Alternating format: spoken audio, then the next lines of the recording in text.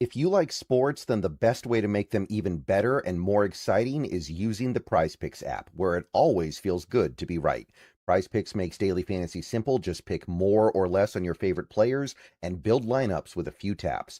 Whatever sport you're into, and obviously we are now firmly into the NFL offseason, so we're all about baseball. We got some basketball, we got some hockey, whatever it is you like. Prize Picks gives you a fun way to stay locked in while you're watching. Definitely make sure to use the promo code HMA. Prize Picks is hooking up users with $50 in lineups after you play your first $5 lineup. If you use that promo code, that is HMA. I've had a great time on Prize Picks so far, so definitely get on over to it, check it out, and make sure to get your lineups. And don't forget about Team Picks, where you can pick winners, spreads, and totals on any major game. So download the app now, use HMA, and get on over to Prize Picks, where it always feels good to be right. And remember, always gamble responsibly. Hello, everybody. What is going on? It is June, a month where we typically do not see B&B streams, typically a month where we're kind of just chilling, taking time off. Not a lot to talk about. Maybe we're watching some baseball, maybe we're watching some basketball, maybe we're watching some hockey. So we had every intention of not really doing very many shows this month, but nobody told the Rams it was time to chill out. And in fact, they went ahead on the very first day of the month and they decided to rock the boat. They rocked the boat pretty heavily. And so much so we felt like we need to come on and talk about it for a little bit. And certainly we've had 4 days now to process the recent happenings in the NFL, but thought we'd go ahead and do it together. I am Brendan. That is Brandon. How you doing today, Brandon? Doing great, man. It's been a quick off season and then a little bit of some action packed off season, which is never a bad combo as you're trying to get through the dark hours here before we get to the start of the season. Yeah, there have been Junes where we've had nothing to talk about except for the OTAs and the mini camps. Not the case this month. Not the case this month. In fact, the NFL went ahead and gave us several things to discuss right off the bat. And the main subject of today's show is, of course, going to be what those guys in LA are up to. And they are up to some things that I'm not terribly thrilled about as a Seahawks fan. I got to admit, I'm not thrilled about it. I'm not going to act like that this is no big deal. This is a big deal. So for those of you who maybe have been living under a rock, those of you who maybe been checked out on the NFL until this very exact minute, the Los Angeles Rams made a big trade, giving up Jared Verse and draft picks to go get Myles Garrett. And that is such a big, earth-shattering move that I felt like we just had to go live and talk about it a little bit here. So, Brandon, obviously over on your end, you've had the opportunity to talk about it a lot. You've talked about it with fans of the Rams. You've talked about it with the Seahawks syndicate. You've talked about it with all kinds of people in your chat. Where are you right now with where the NFC West arms race is? I think the surprising part to me as I think about this 5 days into it, Brendan, is number one, there's been a consistency in my thought process and in the emotionally, because obviously the emotions take turn. Like this happens and you think your emotions would be in a place where, you know, you're just angry. Why did my team do this? Why aren't we going here? You know, that's what I would think on the outside looking in on this situation, but going through the experience of it, I actually find myself saying, you know, I feel pretty at peace with what's going on here. And I think the parameters of the deal really are the big part as I think about this that really eventually just kind of makes me kind of nod my head and go, you want to see your team make this deal, you got to find the equivalent match point. And like you said, I've had a lot of fun talk with Ram fans like Jake out there on the round table. And as far as discussing, like, look, we don't have the equivalent player. We have a player good enough to be included in the package, but we don't have a player that I want to be included in that package from the small selection the Rams would have wanted or the Browns would have wanted to take to make that kind of package happen. So quite literally, this isn't to me about not being willing to give up the assets it would have taken to get this deal done. It comes down to the fact that the Browns wanted a player at the forefront here. They want a player now and part of their future. That was the centerpiece of this deal. And when you looked at the players you were going to have to give up, I like our guys. I don't want to give up our guys. I don't think it makes as much sense. And so it really does make it easy and make it at peace. If this had been Brendan, a move where the Rams had thrown 3 first-round picks to the wind, maybe I'm feeling a little bit different. But the fact that it's really more towards that player, I kind of I know where you stand on it, but it finds me really kind of at peace with the situation. Miles is a great player. It's going to help him tremendously, but it wasn't all positive. It wasn't all plus. You didn't just throw on top of the stack and add more. Mm. Yeah, and I've definitely seen that angle from a lot of people. A lot of people saying similar things. I think that an important pivot point is we got to ask ourselves, and this is kind of the thing that I've been thinking about on my channel for the last several days. How good is Jared Verse? How good is he? How valuable is he? Because I see some people acting like he's some guy who's worth 2 first-round picks, or some people even say he's worth more than 2 first-round picks as a player by himself, because he does have the 3 years of club control left, right? Because he's got the 5th-year option. I just really struggle to see it that way. And I want to ask how you feel about his value, because to me, I look at Jared Verse, I see a player that is already 25 and a half years old. So he's not going to get that much better than he is right now, right? He's already pretty close to what he is. He's a guy who gets a lot of pressure, but he misses a lot of tackles, doesn't necessarily get a lot of sacks.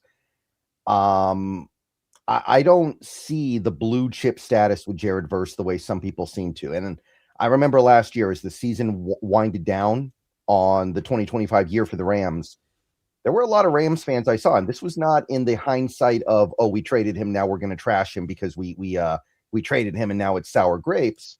When they had him during the season last year, they were like, what does this guy really do? What's so great about this guy? So for me, I just look at it and I go, I don't see Jared Verse as that player. Do you? Well, I think that there's definitely some good points in there as far as the finished product angle, first and foremost. This was a part of the evaluation when we talked about him a couple of years ago, from my perspective, was that you're getting a player that's really good, right? But could have come out the year before, then the year he came out. It's kind of advanced to where he's going to go, and is not going to give you necessarily a huge bag of stuff in what he brings, but what he does bring is nice. And that's what he's been, I think, as a player. Last year was a very tiny dip, I think, from his first rookie year. So, whether or not that's where he's going to be, we'll see. I will say that my opinion is that the Ram edges, in particular, Byron Young and Verse, were asked to play too many snaps over the course of the year.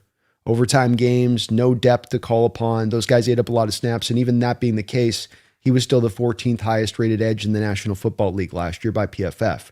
So I wouldn't try to kick out any of the legs your argument about the missed tackles or the lack of necessarily pure sack production, neither of which is either likely to really drive up. But there's also a reason that they insisted upon him rather than Byron Young, who was higher rated last year than Verse, who did have more sacks than Verse. Club controls maybe a little bit of it. You got to pay Young now. But all that being said, they insisted and really were pushing for Verse. He is a really, really good edge in this league. I think he's probably a top 10 edge in this league where he sits. And so when you say blue chip, I guess when you mean blue chip, are you more speaking to top 5, or are you speaking to more, it's like the quarterback thing, where there is a difference to me between the top 5 to the top 10. I don't know if I think he's top 10 though. So, I mean, I'd have to look at the list and think about it. I don't know. I just don't know if I see it the same way that the Browns seem to see it. The Browns seem to think that he's not far off from where Micah Parsons was a couple years ago, the way they're valuing him. Not there, but it seems like they're looking at him in not terribly far off from where the Cowboys viewed Parsons in terms of the value they got back. So that's the part I struggle with. Well, that's where I think there's maybe some itty bitty slight points of disagreement here with it. The grand big picture of it is that in certain respects, I agree with you. Like, my whole thing with this would be that the Browns should never have made a player the centerpiece of the trade. You're right. In a place, it's all about draft picks. So that's just, to me, all ridiculous. I do think he's I think he's worth probably a 1st to 2nd round pick. If you factor in, like you say, the club control angle in 3 years, maybe that can even be drawn to like 2 late 1st round picks. I think that is a top 10 edge rusher. If you may disagree with that's where he's at, but if we do say that that's where he's at, that'd be about the valuation for a guy at 25 years old with that kind of club control. That's probably the cost of doing business if you move for a guy like that in general terms. First and second, maybe, if not 2 1s. So I'm with you on it in general terms with it. That being said, I don't think that Myles Garrett gives them this so much more tremendously. Oh, he's a fantastic player, had a great year last year, all-time type season. but I'm not sure that there's this thing where you're taking it from like 82 to 99 type thing, or you're taking it from like 86 to 99 on like a player rating thing from that edge point now. I think that you did go a little bit back for the forward you gathered. It wasn't all just pure addition. Yeah. I don't know. I don't know. And, I've seen a lot of arguments both ways. I'd have to look at a list to see if I think he's a top 10 edge in this league. And the other thing to me is just, he's not going to get that much better. And I saw somebody say this a few days ago, and it's still true. Byron Murphy is younger right now than Jared Verse was when he played his first NFL snap. Like that age thing matters. That tells you that there's a very good chance that Jared Verse caps out at being a guy who gets 8 to 10 sacks a year. And I would not be surprised if he went to Cleveland and became very anonymous very quickly, because unlike the Rams, who are able to cook up a lot of situations where you get to just rush the passer because you're playing from ahead, the Browns don't play from ahead that much. So I would not be buying any rookie cards of Jared Verse right now, is what I'm trying to say. I'm a little bit worried about what's going to happen in Cleveland when he's got to play the run all the time, because they're always behind. I think that his star could even fall a little bit further. I think that's a fair point. You're definitely not going to be on your best display in an environment like that, to your point. So you'll see a depression there with it. And it's where, again, I wouldn't have made him the centerpiece if I'm the Browns, but yeah, I do think, I guess where I'm more trying to twist this and turn this is that while it does make the Rams a very tough opponent, I don't think this significantly raises the bar on their defense to some ultimate plane of existence now, going from this to that. I hope so, man. I hope that you're onto something here. But I mean, last time I saw Jared Verse, our backup left tackle was basically taking him out of the game when he was on one knee. So I'm a little bit, yeah. Well, I mean, again, though, too, it's like that's kind of a simplified outlook of saying it that way, right? Because you also committed heavily into that game to chipping and providing double teams his way. So, like, if he's not a threat, why do you have to put so much attention in his direction? And we've done a considerable amount of that when we played them through the last 2 years with Verse. So, I mean, it gets hard to rush the passer when a team's going to commit like that. You get run a lot of 12 personnel. You got the easy chipper on in there. And then you've got the backup tackle in there. So you, especially in that particular game, say, okay, we're going to give a lot of chip help to this situation on this. And that's where, we'll see if it has that kind of impact. I'm not saying he's not going to make them improved, but it hasn't done anything for the depth. And the same issues that I just raised to you about Jared Verse having the snaps by the end of the year, go back and look at those snap count, Brendan. Carolina game, our game into overtime. Look at how many they're putting on their edges versus our edges. And now you have a 31-year-old Garrett that's now going to have to eat those snaps up. And guess what? The depth still isn't there. And it isn't to say that he isn't going to be good. Another thing with it with Garrett is he tends to be a pretty streaky pass rusher. So you get a 6-game run where there's all these sacks, and then he'll go quiet for some games. He's a really dominant player. And he's had the best defensive season, statistically speaking, in the NFL, and he might just take off. He's on a bad team going to a great team. It might just take off. But I think with the amount that you run the football, with the amount that you can afford by your 12 personnel and 21 personnel to then have those chip type blockers in there to help, I think there are ways to, be able to mitigate this and not have it be some, potential death knell. Again, and I think our disagreement may come down to where you think there's a bigger gulf, where there's like a massive gulf between from Verse to Garrett. And I don't think that there's a massive gulf. I think there was a difference of 4 pressures between them last year. Yeah. Verse had in a down year. Yeah. I mean, he gets pressures. Yeah. Yeah. I mean, he gets pressures. And maybe he doesn't seal the deal with it, but defensive coaches do put value in that stuff. So whether we don't want to kind of it's sacks or it's about pressure shouldn't matter. Sacks, coaches find a lot of juice in that in this day and age, as much as ever before.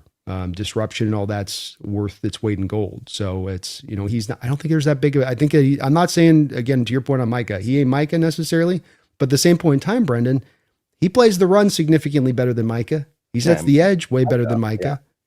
Yeah. Everybody does. Everybody does. Well, that's where we come down. It's a big basis in the value, right? Where it's like, we don't just look at what they do as a rush in the passer. You got to look at them as the complete player angle of it, and there you go. Yeah. I'm just worried about what is Myles Garrett going to do on a team where he gets to play with the lead all the time, because he got 23 sacks playing on a terrible team, which I think people don't understand how insane that is. That is otherworldly stuff. Put him on a team that plays with the lead every now and then. How many would he have had? 30? I'm terrified. I'm terrified of that. But oh yeah, that's valid. Yeah. And like you said, I don't know what the Browns are doing trying to get a player. Like, get your picks, get out of here. Like, I don't get that at all. Jared Verse might be like 37 by the time the Browns are good again. Let's be real here. That Watson money's not coming off for a minute. Like they got, I know Watson, this is the last year of the deal, but the void money cascades for a while because they kept pushing the money back. Like you're on it. Yeah. And JOK's career is over. What's his name? You know who I'm talking about. JOK. Yeah. Jeremiah Kuzi or Rouzier or yeah, his career's over, so he's not a part of the future anymore. Denzel Ward's probably going to be out of there soon. So to me, it's just kind of like, just get your picks, man. Especially in this upcoming draft. I'm in complete alignment with you, man. I look at it and I just shake my head saying why you would do this and why you think you're better. But this is that thing I always tell you about that I think in my theory is that teams, when they go wrong, it always begins from the same place. And that's the misidentification about where your program is truly at. Are you ascending or are you rebuilding? You and I, without a doubt, a heartbeat, wouldn't take us a second of thought, would say rebuilding. Cleveland thinks they're ascending. And when you're ascending, well, I add a verse type player. That'll help my ascension that much faster after all. But no, you should be in the rebuild mode. And your point to the void your money, it's Deshaun Watson. It's also this Myles Garrett dead money. Because now this dead money hits. You got void years out the wazoo with him. And then you know that they're going to have to pay verse next year, partly because you gave up Myles Garrett to get him. So now you're impelled to have to pay him and pay him over the top to do so. And so you have all the void year money. Now you're paying Jared Verse $30+ million a year. I don't understand conceptually why this makes any sense for Cleveland, and they're not as close as they think they are. No. Although apparently they think they have 2 starting caliber quarterbacks. I don't know if you heard that one, but that was great. Yeah, I know. It's constant circus out there, and they cannot seem to understand how to shift in the right direction. And it just always, you can look at these things where you go like, Garrett should have moved last year. He gave you a letter. He said, I want out. Instead, you were like, it's like, just, they can't help themselves but to be, I can't use that word. They can't help themselves but to be not smart about the situation at every single turn, every single year. And it's wild to watch because you think just like the broken clock, eventually you'd follow your way into sometimes getting it right. Yeah. And, I mean, shots fired at Dylan Gabriel though, right? He said 2, not 3. Well, that was cold-blooded, man. Just taking a man's jersey, not even throwing a 20 his way. Yeah, and he needs those 20s because he's not going to be in the league very much longer. I don't think he needs every 20 he can get. Yeah, I don't think it's long for the world in that way, Dylan. Yeah. Well, it's very kind of funny what the so talking about the Rams a little bit more, what they're doing it. Because you were talking about their lack of depth at edge, right? They don't have a lot. Who's their third edge right now? Is it Josiah Stewart from Michigan? Mm-hmm. And yeah, that's it, buddy. Yeah, they got no depth at receiver. They got Puka Devontae, and I don't even know. Is it Jordan Mumfield, Xavier Smith, the kid that hit the ball off? He's still their punt returner, by the way. Yeah. The guy that they obviously still got Xavier didn't look Smith, man.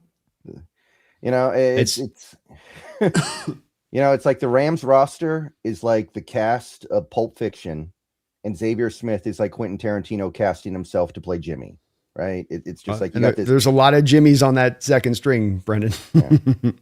Yeah, it's just like you got this beautiful thing going here. Why are you ruining it with something that would be so simple to fix? It feels like you could have spent 5% of what you spent to get Garrett to get a real punt returner, and you're not doing it. Yeah. Both the depth and the special teams to me remain just as much a problem as when they ended the season. And I would offer to you, you mentioned a couple positional groups, and okay, tight end's strong, good, great. Corum's probably pretty solid as a backup. I think, and it's been my opinion this last week as I've looked at their depth really closely, that it's a cliff everywhere else. No, not just the wide receiver core, not just the edge group. I would offer it is cliffy when you get into the defensive line, even. It gets cliffy when you get past the starting 2 off-ball linebackers. It gets cliffy when you get past the top 2 safeties. McDuffie goes down, that corner room looks significantly different. And they just don't have that same depth that we do, say nothing of not addressing it all. To your point, not at all, just not even kick return, punt returners, not at all doing anything really to really upgrade that special teams unit. Just expecting it like they've done in prior years. It'll just naturally, sure, it was the coach. He was the problem. He was the problem. You know, they're sort of scapegoating it all out into this singular source. And that's why the thing is it wasn't working, which we all know that's not a good way of going about your business to try to correct a unit. Yeah. So I think that those things still remain, Brendan. And I think it's very, very eye-opening when you look at that depth, because this is a roster now that with the Garrett trade, much as I know it seems like you do like the trade, and I like the trade for him, but they now have gotten older, 25 to 30, limited depth on the backside on it. A pinch hit last year, like I said, in doing the research on this, I can't understate this. You drove the snap counts through the roofs along your edge and on your defensive line last year. That lack of depth was felt. And then when you cross match it up against the Seahawks depth on defensive tackles and edge, it's night and day. And it contributes to then keeping a fresher team, which is kind of important when you're going to play that team 2 of the final 3 games of the season. Mm-hmm. Right. And I guess one question that I would have, now that the Rams have done this, are they going to be one of the teams that maybe brings on some of these veteran free agent pass rushers that are still dangling around in free agency? We talk about Clowney, we talk about Cam Jordan, but there's also guys like Hassan Reddick out there who's still a free agent. You got a couple other guys as well. I don't want to have to go through all the names again. We've done it like 20 times on the B&B show already over the last several months. But there are guys they could go get that would help cure that depth issue. I do wonder if maybe they end up landing 1 or 2 of them now. Well, there's a strong reason to believe, by the way, Aaron Donald is going to be en route. Maybe by about halfway into the year, but he is going to be coming one way or the other, probably. Right. My opinion on this is a no. And the reason for that has to do with the fact that they're sitting on 4 contract extensions that they now have to get done. And they're sitting on the now least amount of cap space in the division, especially after they just did a new extension now to Myles Garrett. Yeah. So I don't think that. I want to ask you about that because I can't figure out how that extension changes things. If you happen to know, we should talk about that at some point because I'm confused. I hadn't gotten the I was waiting for the over the cap details to come out because with this stuff, I always just kind of, I anticipate that there's going to be more money. Maybe they just buried it down the future. And I think that that's the hinge here is that if they're willing to go the Eagle way because they've determined we're all in, and certainly there's a lot of signs right now to the fact that they're all in for this particular year, then at that point they can just throw money down the line. They don't care. And they're going to do that situation in full. You know, wouldn't surprise me if they went that direction. That being said, if they're going to keep things even keeled and not go the direction that they haven't really gone hyper actively to in the past with the void stuff and throwing money far down the line, they will kind of pay as they go sort of team. Then they don't have with Avila, Puka, Byron Young, Kobe Turner, all these deals need to get done. I mean, for instance, OTAs, coincidentally, you have both Kobe Turner and Byron Young at OTAs in leg braces on the sidelines, right? Like we know what's going on there, right? Which is like subtle, like, where's my deal, dude? Yeah. And if Garrett did get a bump, because one of the benefits of trading for Garrett, and I know Dan Viennes was all over this, is that those first 3-year cap hits are tame. Like if you looked at the money that the trading team would inherit with Garrett, it was like 8 million first year, 17 million second year, 21 million third year. That was part of the reason why trading for him was so good. But if you have to redo the contract and those big cap hits kick in, that does change things a little bit. And it makes a little bit more sense to me why they didn't have to give up more than they did. And if that is what happened, if they do have to give Garrett some big cap hit commitment in 2026, they're probably going to have to get rid of at least a couple of those young players you just listed. I don't think there's any universe where they're able to pay Garrett and then turn around and pay Avila and Puka and Turner and Young. Like somebody's going to get sacrificed here.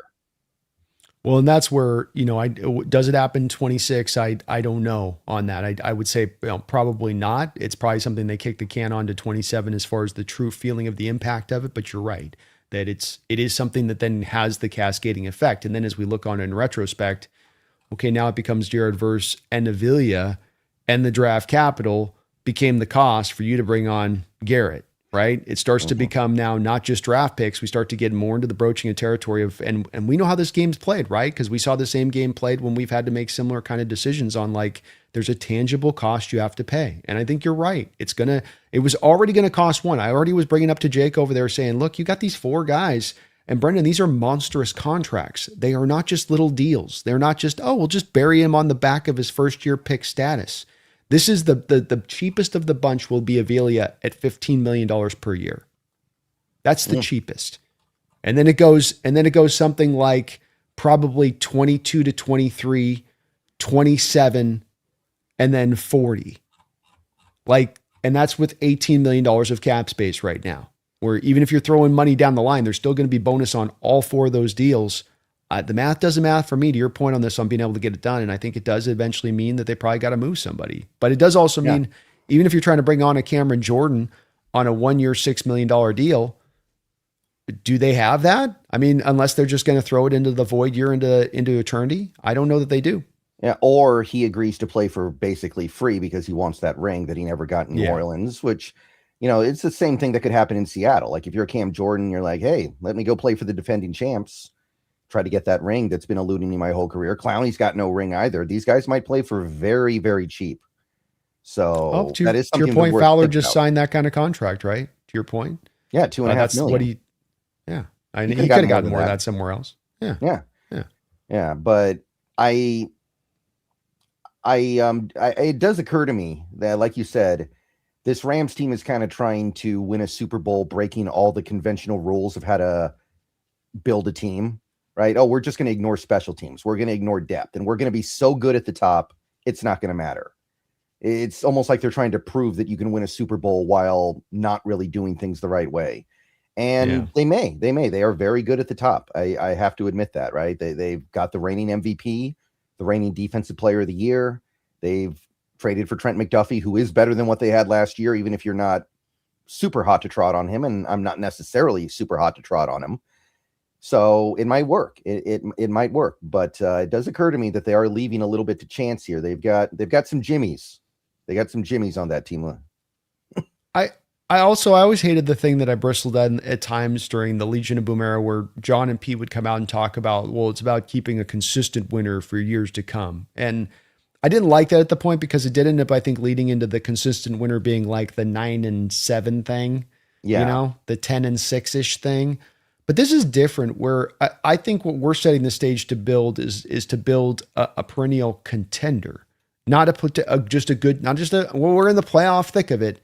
No, you have a chance to make this a couple year run as truly a title runner of this thing, and as a front runner at that. And I think that opportunity sits right in your hands while your competition's kind of like a couple of them are trying to kind of basically blow themselves out in the moment to try to maximize what is a closing Super Bowl window. I think you let them punch themselves out, in so many words here, Brendan. Right. So it's intimidating, but there are some things on that team that can still be taken advantage of. And look, we don't know what that team's going to look like. By the time we play the Rams, it's going to be late December, right? Who knows what's going to be going on with Stafford? Who knows what's going to be going on with Devontae? Right? People are kind of forgetting about the Devontae thing. He barely made it through last season, and he was kind of useless unless you were inside the 5-yard line, right? Like he was basically Jimmy Graham from 2017 almost, where he was just kind of your goal line guy. And another year, 34 years old. He ain't spring chicken city here when it comes to all the games he's played. And I think that's where it's, to your point on the little bit of lack of productivity last year. Some of it is, I think he was hoping they were going to play him more in the slot, and they put him out at the X 24/7 because they didn't have it back to, again, because you didn't have the depth, because you didn't have an X. So you had to throw him into a place that he probably knows he can't, play as well as he used to be able to play in that position. And so I just think you're right. You got Puka there, plays as violently as he does on the field, and it's fun to watch. He's a fantastic player, but it's got you an inch away at all times from having a pretty major injury and getting knocked out. And he has a history of being injured. You know that, with him back to his UW days. So I think that we still have a great market opportunity this upcoming year, and that we got an opportunity to kind of sit and we're going to talk here in a second about what our pivot is. But I think that they're very strong. Like you said, it could work. There's many ways of getting this done, right? You can win this way, you can win that way. And if it works for the Rams, I'd laud him and say, hey, you guys went for it. You had the balls to do it. You've made it work before. Like the Jalen Ramsey trade, Stafford trade, first round pick trades rarely work. You have 2 that worked on your recent track record. So you've also got a lot of other first round picks in there that maybe haven't had it with all those picks you've swung at too. So it isn't just all pure sunshine and roses on this one, but I'm not scared, man. I don't find myself freaking out. I don't find myself pulling my hair on this one. It's a good move, and it might end up proving to be enough. But boy, they're throwing the thing on the roulette wheel here a little bit too, in a way that I don't know that I would necessarily like to do. Mm-hmm.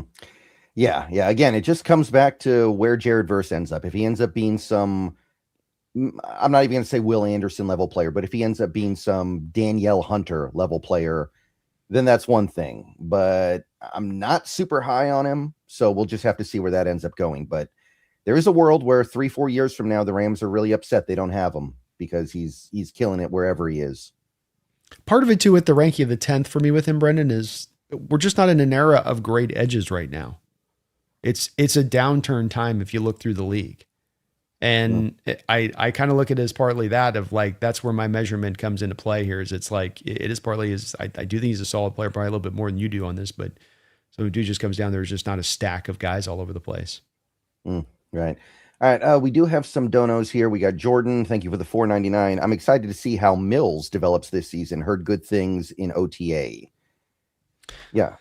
Supposedly he long-armed Bradford 2 days ago and got Bradford injured, I guess. And they had to stop the period on it at that point to get things back in alignment. But yeah, he's certainly looks the part. You look that guy in the field. I remember standing next to it down there, Brendan, when they did the scrimmage. And I mean, he just looks like he's got the Wreck-It Ralph arms. Just, I mean, he is in a lot of big guys around him. He looks the part. But sounds like he's roaring and feeling great. And boy, he's one of those guys like that Horton Arroyo. You know, these guys that didn't give you a lot last year, but you know, have got some upside to them. And if they can give you something, look out. Mm-hmm. Yeah, and this is probably the end of the line for Jaron Reed. So if Mills can like step up and be a significant player this year, that takes a lot of stress off of having to replace Jaron Reed. You've kind of got the replacement just moving up behind him. I know they don't play the same position. I know they don't play exactly the same, but even there, it's like some people think that Riley Mills can play nose. I don't know if that's going to be the case or not, but some people seem to think it. So that would make things a lot easier. Well, they lined him. I was reticent to believe him coming out that that'd be something you could do with him, but I will say that that is a way that they utilized him last year at times when he was on the field in those rare moments he was out there. He ate up some pure nose tackle snaps. So if that, I mean, they're already doing that in a year where he's still coming back from a knee injury. It does lead you to believe that they're probably going to do it full tilt when he's feeling great. Mm-hmm. So yeah, I'm excited by the Mills thing. That could end up making things go down a lot easier because there's also some talk now. I saw this from Dan Viennes. He thinks that Leonard Williams gets extended some point this offseason. So if he's hot to trot on playing for another couple more seasons and you've got Murphy and then Mills, you are pretty good to go for a couple years on that defensive line. 100%. And it's obviously a guy like Mills is what we're going to need now going in the future as the team starts to get into the place where it matures and guys start to get heavily paid. Is we now need to find, and this was the thing I think you'd agree that John had a struggle in finding the first go around here on his championship run. And that is locating guys like Mills in the draft that are maybe outside of the first round or maybe even just in the back end of the first round, maybe just drafting better in the back end of the first round. But now finding guys that you can bring on the roster on rookie deals who are able to perform, that don't walk in, like John said before, and wide-eyed and overwhelmed by these greats that they're playing with, but instead are able to come in and truly try to compete, which I think that's one of the lessons they tried to learn off this last draft and bringing guys that are hyper competitive and have a little bit of that already natural swag to them, like a Bud Clark, for instance, because they're feeling like we got to anticipate this now this time in the way that we didn't last time. Yeah, that, I'll tell you, that might be a fun sleeper bet to make right now. Bud Clark winning Defensive Rookie of the Year, because if he starts, there's probably going to be a lot of interceptions for him out there. And I don't think he's going to start, but he's got a shot. And you could probably get a real good setup there. And I could see him having like 5 or 6 interceptions as a rookie because that's his game. And that might be enough, especially if we have an elite defense again. interceptions hold sway. Doesn't matter whether it's a defensive player of the year for like a cornerback or whether it may be for a rookie like this. And he's got that nose, and that's something that's inherently going to come with him. We'll see about other aspects of his game, which are not necessarily in question, but that are just things that you want to see. Can the tackling really fully come along? Where's his natural position going to be? Is he really okay as safety? Is that going to be a good spot, or is he's actually at his best in the slot? Some things we're going to have to figure out with him long term, but he's got that potential because the nose for the ball and his instincts and coverage in a lot of ways just kind of can't be taught, or has just been well honed with his 3 years as a captain there and starting and the time that he had. So either way, it's still there inherently, and it'll be taken advantage of in this defense, which will put him in those positions, high pressure, got the quarterbacks in a position of trying to force stuff. These are the makings of what create these kind of turnovers. Mm-hmm. Kyle, thank you for the $9.99. Jake, all of 2025 Rams have the best secondary. Jake, on the Roundtable Tuesday, Verse doesn't have the secondary Murphy has. Did y'all see that Garrett got a new deal? Does that impact Young, Turner, Fisk, or Puka deal? All right. So the first part, I think Jake learned a tough lesson last year about how not good his secondary really was. Like, I know that's what he was thinking going into the season, but as you watch that secondary week after week after week, you're like, yeah, no, he misread that. He misread that situation pretty badly. And I think he acknowledges that now. Yeah, I think that would definitely be Jake's aspect on this, would be to say that, like, well, after the seeing him for the year, I learned my outlook of him was not correct. Excuse me. I believe that last year before the season, he said, I think it was Akella was a top 10 corner, and Akella was getting healthy scratches by the end of the year. So, sometimes you're just wrong. Sometimes you're like, I think I got the read on this guy. And then like, no, he's actually not good at football. So it happens. Yeah, it happens to the best of us, with it. I think it's still, and that's where, him bringing the secondary thing, I didn't really think needed to be in the debate anyway, because it was really just back to trying to get him to understand that Byron Murphy is as important as he is and as good as he is. And then I think Byron Murphy, as I've been saying on this, is a symptom of the Seahawks in general to the national audience, to the teams within our own division, to the team fans within our own division that are outside of Seattle. They just don't get us, man.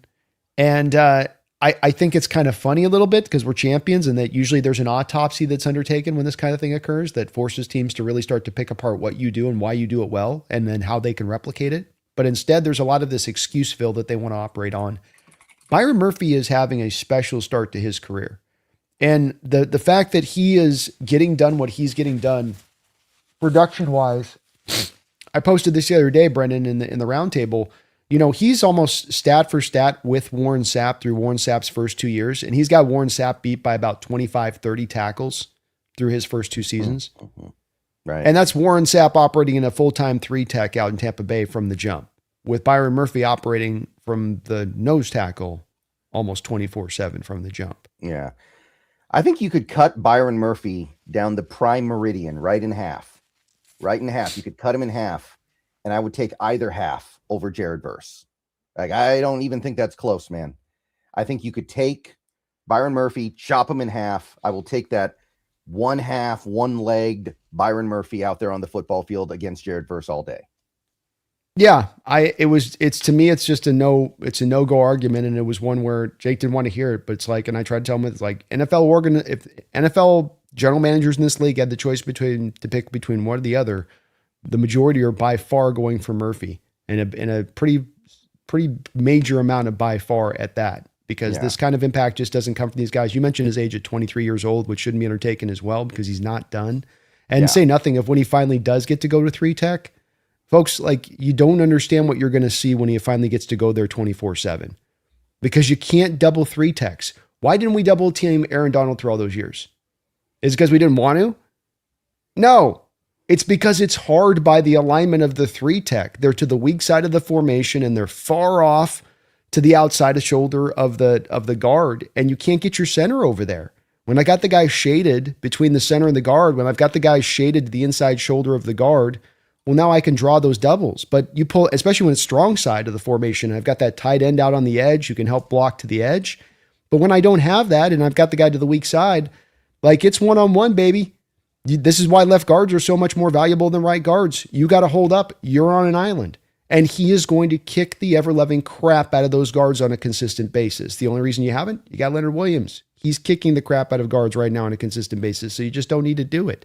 The thing is, Leonard can't do what Byron does. Byron can do everything that Leonard can do, and then more with the nose tackle position. You don't have a replacement in there, and it's I'm kind of just, I know I'm doing a little bit of a streaming consciousness here, Brendan, but it just doesn't. The thing I don't think they understand most is we can live in nickel. No teams can live in nickel in the NFL. Every team last year that I watched started to transition heavily into base 3-4 looks. 3 down linemen, 4 linebackers. Team after team after team, whenever they saw 12 personnel, 13 personnel, or 21 personnel. That's the match. We are the one team in the league that I watched that could sit in nickel, that could sit in that wide defensive line alignment and not have to change our ways in the least. And yet still, Brendan, not merely hold on for dear life, not merely be good, but be the most dominant run defending team in the National Football League. Those are phenomenal 2 factors to throw against each other. Phenomenal. Mm-hmm. Even the Rams would give up Verse for Garrett in Verse for Murphy in a heartbeat. And you know how I know this? Because they traded him just now. If Verse was that good, I don't think they'd trade him. You know how else we know? Who's 5 years older. You know how else we know? How? We got literally McVay on camera during the draft, humping his general manager in the hopes that he will trade up for Murphy ahead of Seattle. Right. We literally have him on mic'd up on camera,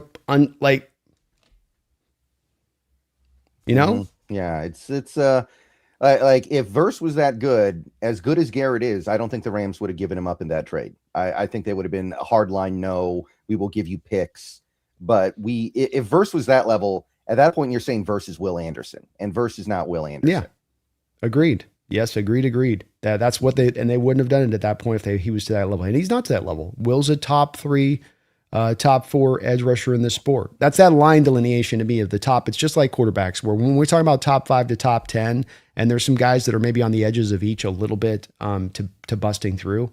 There's still kind of a big difference. It's a stair step there as far as a pecking order from one to the next. Mm-hmm. Daniel, thank you for the $1.99. You think late round draft success continues with Rams?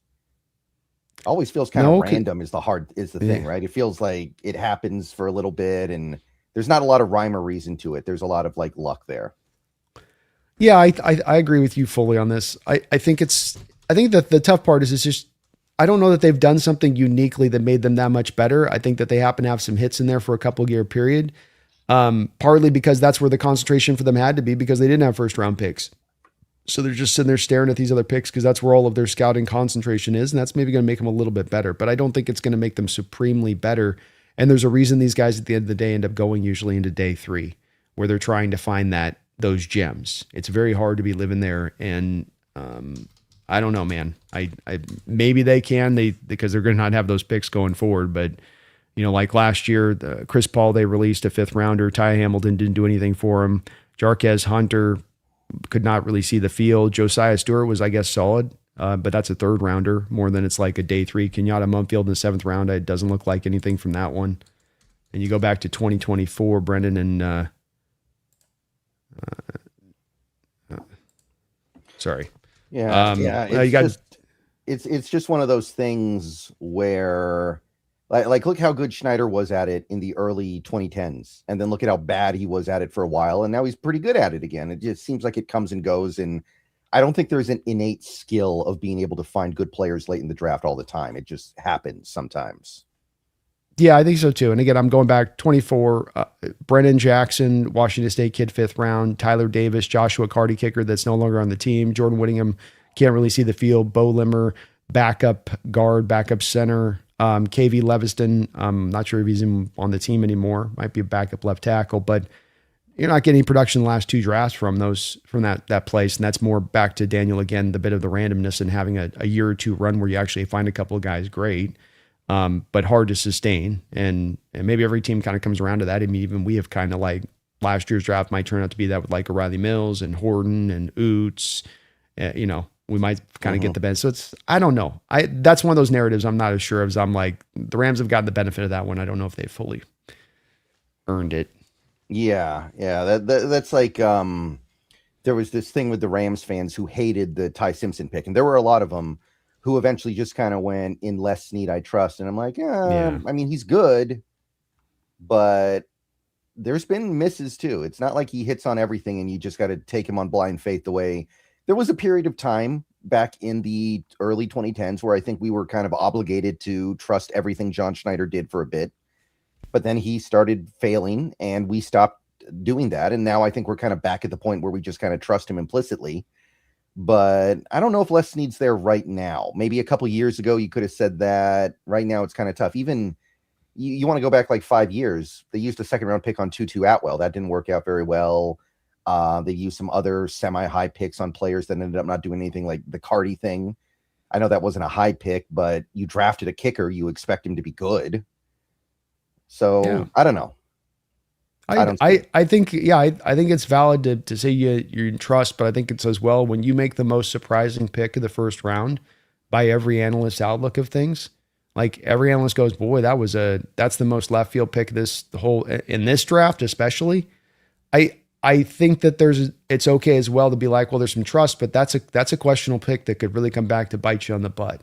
And that depth thing that we talked about earlier in the show, a big part of the reason that you have that in place is because you didn't do more with that first round pick. Could you have traded back in the first round, gotten some more picks, reinforced some of that depth for this season, had an extra receiver in there if you just couldn't move back, be it a Cooper or Mekhi Lemon? Does that make you scarier than with a guy of Garrett in there? Especially if you just go get a functional backup. How about the fact that your backup now is Ty Simpson if you got to go to him instead of Jimmy Garoppolo?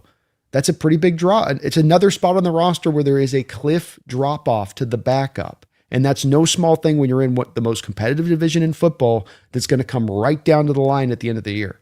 To me, it is a factor. It's not hoping on injury or whatever, just that this is gravity. This is us talking about the Niners last year saying week 1 is going to look a lot different than week 17. That Niner team we faced week 1 to 17 is going to be diametrically different. And were they not? Mm-hmm. Yeah. And there's, one thing I've been debating in the Discord in my server over the last couple of weeks is if something did happen with Stafford, I don't even know if Simpson would be the guy they put out there because he had 1 year of starting experience in college. It might be Stetson Bennett, who's actually learned that offense for the last several years. Like, don't be shocked. No, but it's also with Stetson Bennett, a guy that is going to be very limited in what he can do from the position. Even if he's learned the offense, this is still try hard, limited tools type of player that you're going to be able to get after. And he's just the type of mighty might type of quarterback that Mike McDonald has been able to really get after over the past couple of years. So, I think that drop off versus thinking about it versus like Garoppolo last year, if he had to come out there and play for 3 or 4 games while Stafford was down, that's a big difference.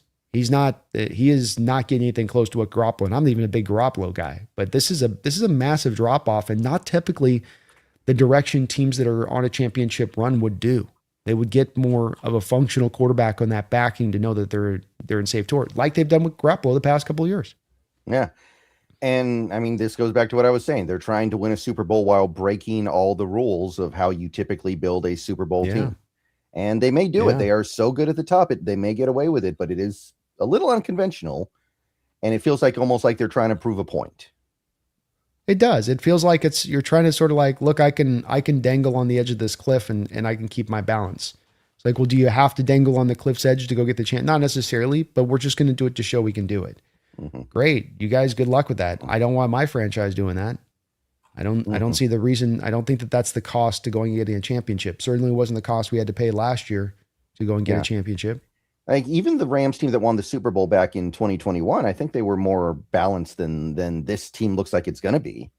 I think they had more depth. I don't remember that roster super well, but I feel like they had some stuff going on. They had guys like Van Jefferson, who was okay, right? They had plenty of depth on that defensive line with the pass rushers. Remember, they traded for Von Miller mid-season. They were deep up front. So they had problems like every team in the league does, but feels like this team is a little bit more top heavy than even that team.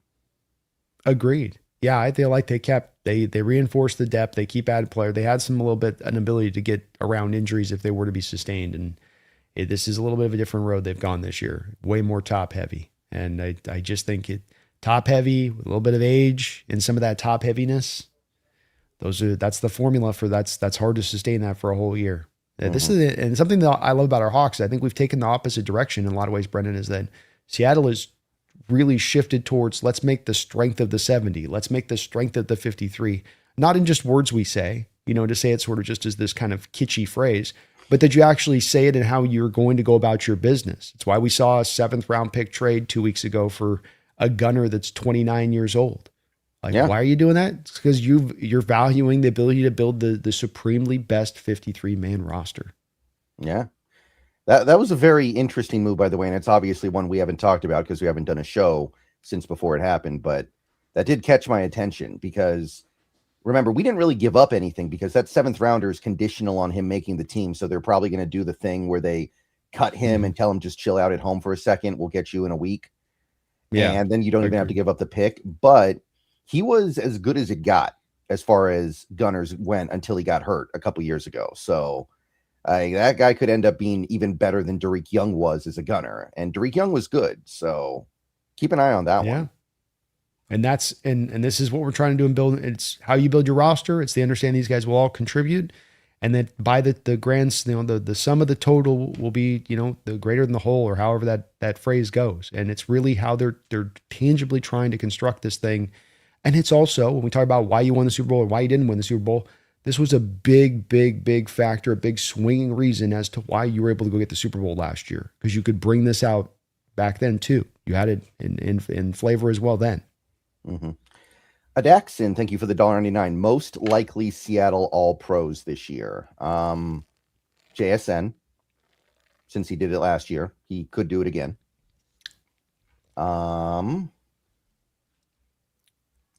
Is it Murphy or Williams? Like, Williams has the name recognition. Murphy's actually probably at this point more valuable. I feel like it's one of those two, but I don't know which one. I think with Murphy, it's so young, second year of his career. It just kind of came up that they weren't kind of ready for him being the voters. I think they'll be ready for him by next year. And I think he's going to be ready to continue to build on what he already put together. So I would put him as my all pro in there next year. I think Leonard probably has a little bit more of the snaps taken back to try to protect him a little bit more this year, with Riley there too, to be able to kind of take some of that burden off. But I would definitely put Murphy. I think you're right about JSN. I certainly would throw Devin Witherspoon in there. Mm-hmm. He's gotten, not only is he getting the Pro Bowl nods, but he's getting the All Pro nods now. And I would also throw in there, I'll throw in there two other guys. One is going to be Ernest Jones, who got the All Pro nod last year. And his coverage is really underrated, which is part of what helped him get it last year. And let's remember, with him, not only did he have the 5 interceptions, he had a couple of nears as well. He had the second Rams game where he had the pick. Remember, they overturned it. Yeah, and a couple of other. He had the pick in the playoffs too against the Niners. There you go. So he's going to get that. And then I got one. I'm going to sneaky one. Julian Love. Julian Love came back last year after the injury, and in between the injury points, top 4 rated safety by Pro Football Focus last year. He gets you interceptions as well back there, on top of just playing really solid play. Another guy that I think could come out and get you a 5-6 interception year and then and cement his status as that kind of player too. Yeah, I think that's probably about even Maury. Even Maury's gonna have a hard time overtaking Hamilton because Hamilton's reputation out there. Yeah, but if he can do that, then I think it also kind of plays to it's a disadvantage to play a bunch of different positions.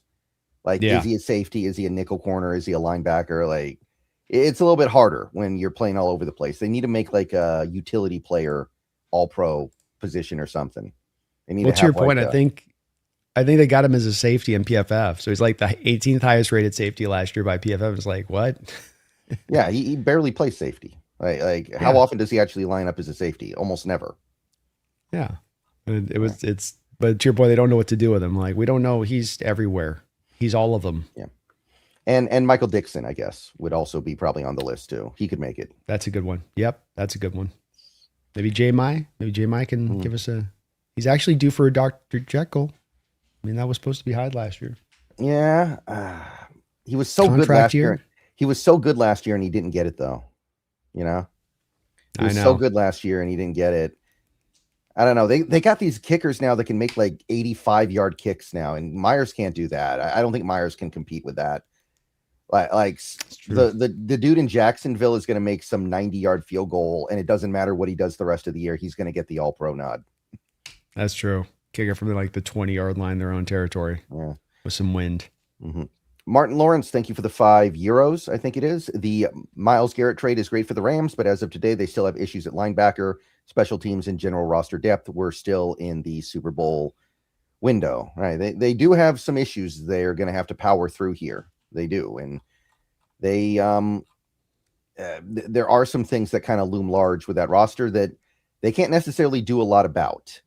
And like we talked about a little earlier, they're going to have one heck of a time re-signing their young players at this point, especially if Garrett decides to step up and say, hey, I want a new contract. I don't.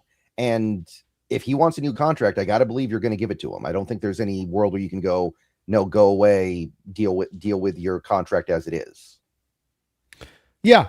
I think that Martin, it does seem, I think, a little bit like we're not giving him credit on the trade. It's a dangerous trade. It's a trade that I think that they're to have the balls to make it. You give them kudos for it, but at the same point in time, it doesn't shake us to our core. And that you mentioned that these issues we've talked about on this team still do remain, and there really isn't the means now to address those issues. You've shot your shot in so many ways, and so I think we're where things are at is kind of where things are at for them. Certainly, that's not the case for us with 12 draft picks and $30 million of cap space. We're still plenty of ammunition to still go out there and do more ourselves. I just don't think they're in the same position. And okay, we can. I like our chances for how this is going to play out, especially the way the schedule goes. Mm-hmm. Yeah. Again, they're trying their own way of getting it done, which is, I don't know. It seems like they're intentionally making it hard for themselves. Again, like, I know we had this problem for a few years there where we couldn't find a guy who could return punts, but there's got to be somebody out there they could go get that can at least catch the ball. And maybe their plan is to just let Kyron Williams fair catch everything the way they did in the NFC Championship game. But you got to find somebody that can return a punt here and there, man. Well, I agree with you. And then that may be a direction that they choose to go with it, where they're just like, we're just going to make it safety. But then that's just a symptom of the get by approach to the third phase of the football team. And when you treat it that's fine. Maybe you'll get by. But the team that treats that third phase as an actual weapon, as an actual third rung of the team, is now a team that's going to have a decisive advantage going against that other team that just looks at it as this necessary evil. And I think that the Rams kind of do when they look at their special teams unit. Yeah. It is a little bit weird, but we'll see if it works. Maybe they'll get away with it. It's not impossible. And they pulled it off, and teams have pulled it off before, but it is hard. Mm-hmm. Daniel, thank you for the $1.99. Bud, good 8 interceptions and still get snubbed for Defensive Rookie of the Year. I don't think it's going to be a great year for Defensive Rookie of the Year, though, because I'm looking at the draft. David Bailey, pure pass rusher on a terrible Jets team. Even if the Jets improve a little bit, he's not going to put up big sack numbers on that team, I don't think. Arvell Reese, crowded edge room in New York. How many snaps is he going to get? Delani in Kansas City is a cornerback. Cornerbacks winning Defensive Rookie of the Year is tough. Sonny Styles, maybe he could get a lot of tackles. He could end up with like 150 tackles or something, but it's not a great crop of defensive rookies in my mind. I think, but I'd put Bain as my front runner on there. But I do think you're right about there being an absolute, being a bit of a wide open year for defensive players this year for the reason you just said. Those guys don't have as much a clear angle to being able to produce. And Bain, I think, is going to with Tampa Bay, and I think he's going to be a good player. But yeah, I could see that. I could see that. Maybe Caleb Downs, but I think that Dallas defense is going to be bad. So it's hard when you're on a bad defense. You think so? I think they're interesting. I don't have an opinion on like good or bad with it, but I do think that they've got some interesting guys that like there's talent there, which in the past in the Cowboys defense, I've been like, well, you have this and that, and then a whole lot of kind of nothing really. Mm-hmm. They've got some interesting stuff though, young players they've kind of brought in there. So bad last year though. I think they need more than what they did to get better. They were so bad. I mean, it's fair. It's fair, and there is some age on some of what they have and what they're hoping. I think you got both Gary and Clark in there now. Rashawn Gary they brought in, and so it's a little older there. And Quinn Williams, we'll see how that kind of fits in there. Ezra Raku got injured last year, halfway into the year, but he was having a hell of a start. Yeah, for them out of Boston College. that's But true. they got young corners too that they're hoping can be, Siobhan Ravel. Yeah, they're far from certainty out there in the Cowboys defense, but talent. Daniel, thank you for the 4.99. I argued with someone who said that Verse is better than Will Anderson and said Verse can play snaps at nose tackle. What is the most insane take you've heard? Well, I'm sure he can play snaps at nose tackle. That's not really the important question here. I mean, I can play snaps at nose tackle, but it's not going to end well.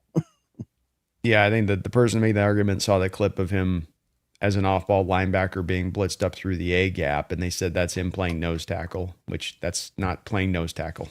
But I'm sure that's what your buddy Daniel was probably trying to put one and one together on that one. Yeah. But Anderson is a whole nother. Anderson's going to be the next, great rising edge in this sport. We've gone through. There's always like 2 or 3 really good ones at any one time. Sometimes even 4.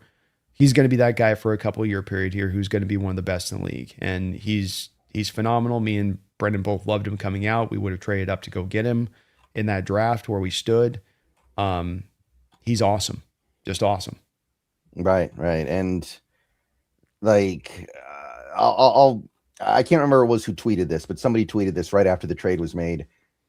Myles Garrett had more sacks in 1 month of football last year. There was a 1 month span, 4 games.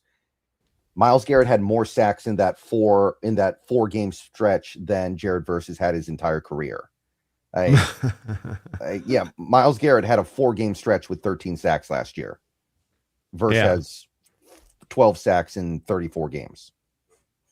No, it's a valid it's a valid deal with him with the missed tackles, and he doesn't close the deal, and that we've seen there's edge rushers like this that have that penchant for kind of being that way where they can get it all done, where they call it the $1 million move, the 10-cent finish. And Verse can kind of do that. And that is a bit of a part of his game. And I think you're right about it, saying that, is this really going to develop, more from with his game? Probably not. I just think that the pressure angle of it is a big swinger here, especially with the wide 10 that the teams operate in now, with this alignment as wide as they do. And that what they're asking their edge rushers to do now in this day and age is sometimes a little bit different. And especially what you were asking Verse to probably do in that Rams defense versus what Garrett was being asked to do in the Browns defenses. There's definitely some differences there. Schwartz defense to what's his face is for the defensive coordinator for the Rams. They run two very different. Shula, yeah. They run 2 very different defenses. I mean, they're on either end of the scale in what they do. So coffee is for closers, people. Coffee is for closers. That's right. Mm-hmm. That's absolutely right. Verse is not a closer. But what's the most insane take you've had? I thought Zach Wilson was going to be a really good quarterback in the NFL. I really like Zach Wilson. I thought that Bryce Young was 3 inches smaller than Patrick Mahomes was ridiculous in every single way. That was one last year. One that got me was somebody making the comparison of Sam Darnold to Jimmy Garoppolo. I thought that was ridiculous. Absolutely, just ludicrous. Yeah, I was pretty out on Bryce Young too. I remember thinking that he was like 1st round pick at best, not very good. Late 1st rounder. And we're gonna compare him to Mahomes. Like, what the arm strength was nowhere. Let's just take the fact the guy is the inches thing. There's nowhere near the same arm strength or arm talent. It's like, just again, it's 2 guys on just different ends of the scale on that, and how they can operate with that arm talent and what that does to separate Mahomes versus Young, who's got to get his whole body from his toes to the top of his spine to get his throw off, to get enough velocity on the ball, right? Like, he's got to put everything into it just to generate the throw.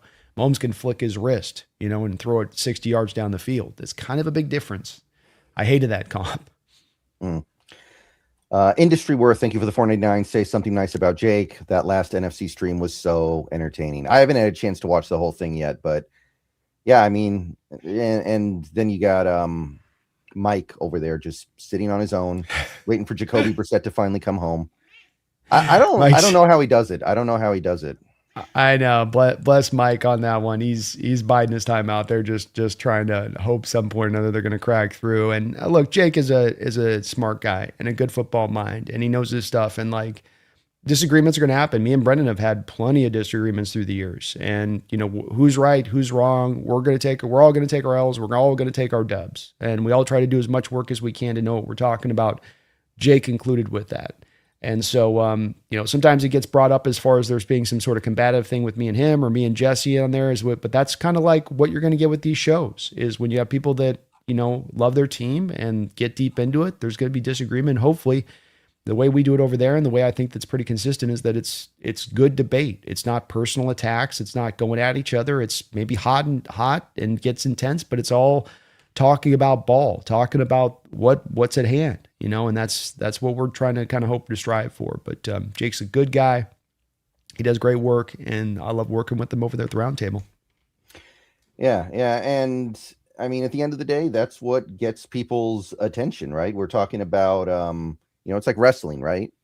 People don't tune in to watch wrestling because the wrestlers all get along with each other and always agree with each other, right? That's not what gets people to watch. So.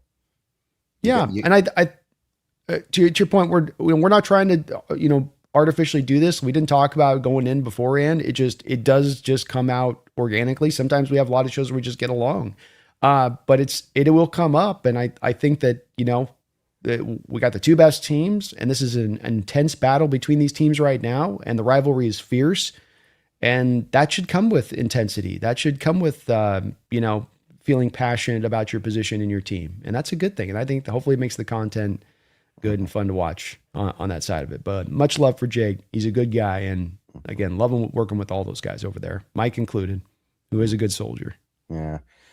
Greener, thank you for the 2. Have y'all been seeing the Brandon Sorsby news? I'm not following it super closely, but I am aware of the general things going on there. I hope he gets the help he needs because he clearly needs help.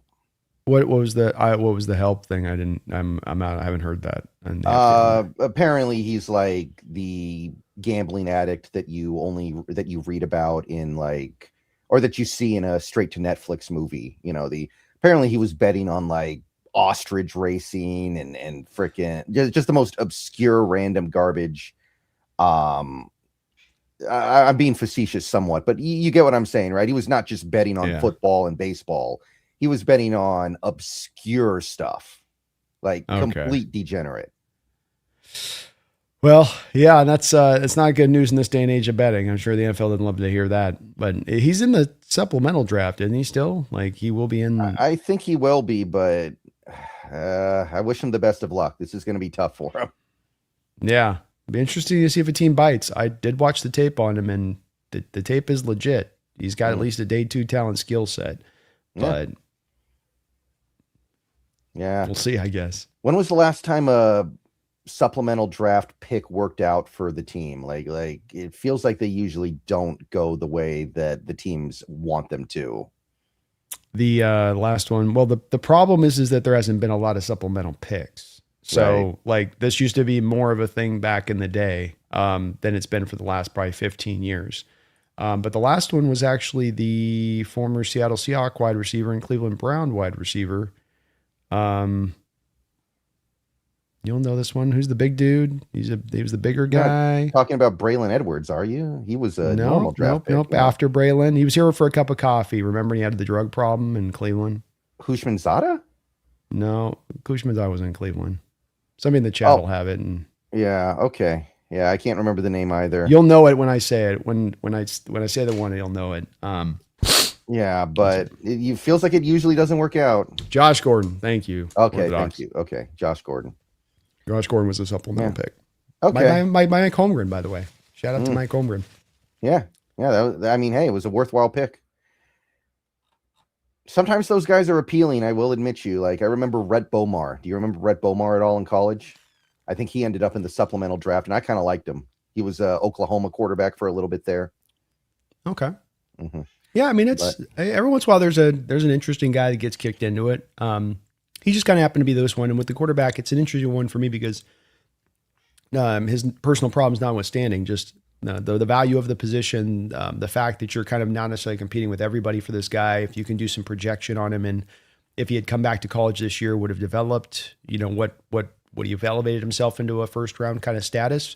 Because I'll tell you, I mean, watching the tape, Brendan, I don't think that there's, as far as physical ability, Hmm. a big difference between him and a guy like Arch Manning. Mm. Like tools Yeah. wise, and Arch has got some stuff that's neck up, having kind of the lineage that he has going for him. But I'll say there is some overlap there. Yeah, and so often that neck up stuff is what makes all the difference. But that stuff can be learned sometimes. Sometimes these guys grow up a little bit, and suddenly they're just as good as those top draft picks end up being. So it's not impossible. It's that Manning genetic DNA too, though. Just some of that stuff's just passing down just through the bloodlines. I'm telling you. Industry Worth with the 3.99 super stickers. Thank you for that. Thank We you, can't see Industry the super Worth. stickers from here, but we're sure they're very good. So Like the appreciate cat that. pictures. Mm-hmm. Sean McLeodart, thank you for the $1.99. Is there a cornerback at the deadline that could be sneaky? Ooh. Oh. Let's see here. Like, I guess one of our guys would probably get hurt, and then maybe we'd feel like we need to trade for a corner. Let me look at the list here. Spotrac trade candidate Christian Fulton from Kansas City. DeCommodore Lenore from the Niners, but we wouldn't be able to trade for him anyway because they wouldn't trade him to us. Marlon Humphrey.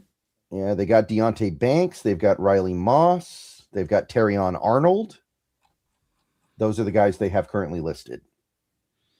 Yeah, I think you'd make a heavy run if the Ravens were out of it. I think you'd make a heavy run in Marlon Humphrey.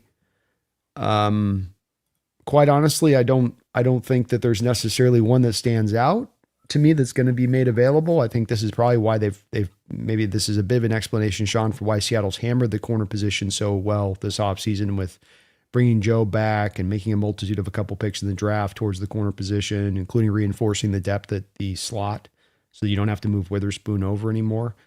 But Denzel Ward, maybe you can pluck him around from the Browns maybe down the road. But I would say no, there's not really a lot that stands out as far as a possibility there goes. Yeah. It's always hard to know. You never know who's going to be bad mid-season, right? Like you never know who's going to end up having that disappointing year. That's where I want to sit back and rather than make any kind of move here to match what the Browns or what the Rams have done, I think there's more of a better argument to be made to sit and let this thing develop and let the teams fall away that are going to think they're contenders now, who will then most likely have some of these kind of players that just don't look clearly available now that then become available with that team falling away from contending status. And that's, I would lean more into that direction of things. Yeah. Not that we would do it, but there is a little bit of a whisper out there that the Patriots don't want to pay Gonzalez and may end up trading him. Mm-hmm. Like, I mean, two $40 million corners would be tough. And obviously Josh Jobe, you signing him, you've already made your bed with this. So you just couldn't do it because of that deal as much as anything. But I like the theoretically though, it's still a good, discussion as far as, okay, but in theory, no two team has really tried to do this with two corners being, paid that kind of money on both sides. I do think though that, you couldn't do it. You're going to have to pay Emanwari in 2 years. And I would never want to do it, but I'm saying that he might get moved, which is, there could be like a cascade effect. Like Gonzo gets moved to another team. That team now has an extra corner that they trade for, something like that. Yeah, that's a possibility if they can't get to a contract situation with him and figure it out that it goes that direction of it. So I think they end up getting both the Patriots and Hawks end up getting it done with probably both those teams. But we need a development. To your point, things are going to have to kind of develop to figure out who could be available or what could be made available. It's just too murky right now. Josh the Human, thank you for the 499. Speaking of cornerback, with the Hawks keeping 5 cornerbacks on the 53 and 1-2 on the PS, who do you think of the 9 cornerbacks on the roster makes it? Spoon, Job. I guess we're calling E-Man Warrior corner, right? Yeah, we call him a corner, technically speaking. Yeah. Julian Neal obviously will make it as your 4th. I think Fuller makes it. I think Fuller makes it as your 5th. I think you probably try to stash both Igbenogany and Nehemiah Pritchett on the practice squad if you can. Yeah, and if you can't, I don't know if you'll be able to pull it off. Then Dansby probably makes the practice squad instead of whoever you lose of those two. Yeah, Fuller's in there too, I think. So Fuller's also a guy that I think is going to make the because Fuller's got, to me, upside on both potential corner safety long term. So that gives them kind of a 2-for-1 in the practice squad standpoint of that. So I think to me, it's You're keeping Fuller. You're probably keeping like 3 corners over on the practice squad from what you got over on the Stars. And if it's Igbinoghene, the Maya Pritchett, Fuller to the practice squad, and then yeah, I think that would be the way it would roll, right? 4 or 5. Yeah. I think I got the numbers on that right. I feel like somebody would sign Pritchett. They'd just want to take a little bit of our aura from the Super Bowl last year because he was on the team, even if he never played. Yeah, well, he played a little bit last year and looked like he was playing a little bit better too. So it's, corners are in high value, and that might be the guy that, that goes. So again, we Imanwari, Spoon, Job. We had Julian Neal. So the 5th one would be probably Fuller. Yeah, probably fine. That's where it's hard on this one, Josh. It's more I like the better including the practice squad because it's kind of fluid, a little more fluid on that one of who that 5th guy is on the roster. But I think something like that would be the way that they would roll it. Those 3 guys is kind of the ideal. That core of those guys is the ideal to keep essentially. And whether you can or not, I don't know. It depends on, like Brendan's talking about, how much people are trying to kind of pluck. Because remember, Josh, that's the new thing that's going to happen now is you're going to get the pluck thing. You're going to get the we like your guys, so we're going to start taking your guys because the way you guys do your programs the right way. So we'll take a look whether they really like the guy or not, or have some advanced. We've loved this guy since the draft, thinking it's like, well, Seattle liked him at one point, so let's just us kick the tires on him and see. I'll go with those guys though. It sounds like Igbinoghene's come in and was really come in great shape, and he's looking raring to go, and it's going to be a highly competitive unit. I'd love to keep that though if I could. Mm-hmm. Yeah, we'll see how things break. Depends on what priorities the team has. Do they want potential or do they want guys who are ready to play now? Okay, so Industry Worth, thank you for the $1.99. I was just starting drama. Jake is great. Jake is great. Mm-hmm. No worries. I know what you're doing. Understand. I know what you're doing. I mean, we are enemies, right? We're not really supposed to like each other. We are coming at things from different sides of the river. That's right. I mean, we can have some, we can get along, but let's not get along too well. Right. Dogzilla, thank you for the $2. Jake's lipstick color might be mauve mystery. I'm guessing this is a reference to something that I haven't seen yet. That's why I don't wear chapstick, is because chapstick can quickly look like lipstick if you get the wrong kind. You just got to let those lips crack. That's how you got to do it, Brendan. Mm-hmm. Yeah. It hurts though. I can't stand it. Indeed. Mm-hmm. All right. So real quick here, let's go ahead and give a shout out to the sponsor of the show. Let me try to get set up here real quick. Yes. So the sponsor of today's show is Prize Picks, a great way to make sports even better. They make daily fantasy really simple. Just get in there, pick more or less on your favorite players or your least favorite players, or maybe players you're a little bit more neutral on. You can build lineups with just a few taps, whatever sport you're into. And when you get in there, use the promo code HMA. That is HMA. That is the same promo code for me and Brandon. We both have the same one, so you don't have to pick this year. You just go into Prize Picks, HMA. You get $50 instantly in lineups when you play your first $5 lineup. So get in there, get it done. And they also have team picks this year. And if you take a look to the left, I've got a very simple one up on the board right here. Just the Mariners winning their game. You can get in there, do team picks. And as you can see, it's just as simple as picking who you think is going to win a game. So hopefully the Mariners get it done tonight against the absolutely reeling Detroit Tigers. And you don't even have to be on a casino's network to do team picks. If you want to make your daily fantasy picks, you got to get on a casino network if you're in the state of Washington right now. Different states have different rules and regulations right now, but wherever you are, if you can get to a casino, you can use the full app. So get on over to Prize Picks. Remember to use the promo code HMA. I know football's not in right now, but we got baseball, we got basketball, we got hockey. Check them out. Go have fun with sports over on Prize Picks. All right. So now we've spent plenty of time talking about what the Rams have done. And the Seahawks have actually done something too this week. They did extend Derick Hall to a very reasonable contract, a very exciting contract to me, because with the way pass rushers get paid right now, I was not thinking we'd be able to get Derick Hall extended for that price. And he even admitted that he was not trying to squeeze every dollar he could out of that extension, which was pretty cool to hear. Obviously, that's not anything new, though. I understand that we're not injecting a new player into this roster. It's just a player that we've had previously who's now going to be here for a while. But did you have any particular thoughts about that Derick Hall extension? It's phenomenal savings. I don't think the pass rushers who get a couple sacks a year should be paid $20 million a year, but that's unfortunately the price that we're seeing out there being thrown around is given to Boye Mafe. And you've brought in Derick Hall now, and you have essentially given him 55% of that contract. And it just, to me, speaks to, number one, it's phenomenal by John. He's got some of these contracts. Ernest Jones is a deal like this. And there you go, man, it's such a really good value deal for the player you're getting. You just feel like you're getting the bang for the buck is right. And that's the case here. $11 million per year for 4 years for a guy going through the prime of his career, and who still probably has some more development. Mike McDonald talked about this on his show yesterday with 710, and that he feels like, where the pass rush is still going is still, there's more upside here. This kid's not done in his development. And so when I look at that, I get really encouraged by it from just that initial standpoint. I also find myself a little bit in awe from a Derick Hall standpoint, because I can guarantee you that his agents are not super happy with him wanting to take this deal at this time. I'm sure that he was advised to play through the contract. The cool part about it becomes, though, is that what happens if I can get 5, 6, 7 guys on the team to buy in such a fashion?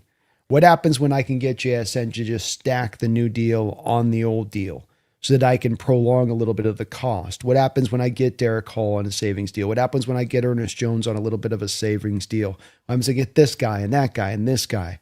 Collectively, now you start stacking up extras of tens of millions of dollars to be able to put more of a roster together. So beyond everything on the initial surface of this, it's the ability, if you can get this team to buy in this way, to being a winner, to being a contender, to understanding that if we are winning and year by year we are out there at the top, that it's going to raise everybody's profile. We're all going to get paid. You're going to get your money.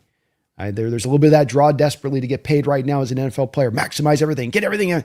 But if we can all kind of buy in this way similarly to a degree, and Darnold included in that with the next contract he takes, the amount and what you can build up as a roster collectively could be amazing, because no teams can get their roster collectively, even just a section of the roster, to buy in such a way. Everybody breaks the bank. Everybody maxes out what they can be paid. So it's a phenomenal development. Right.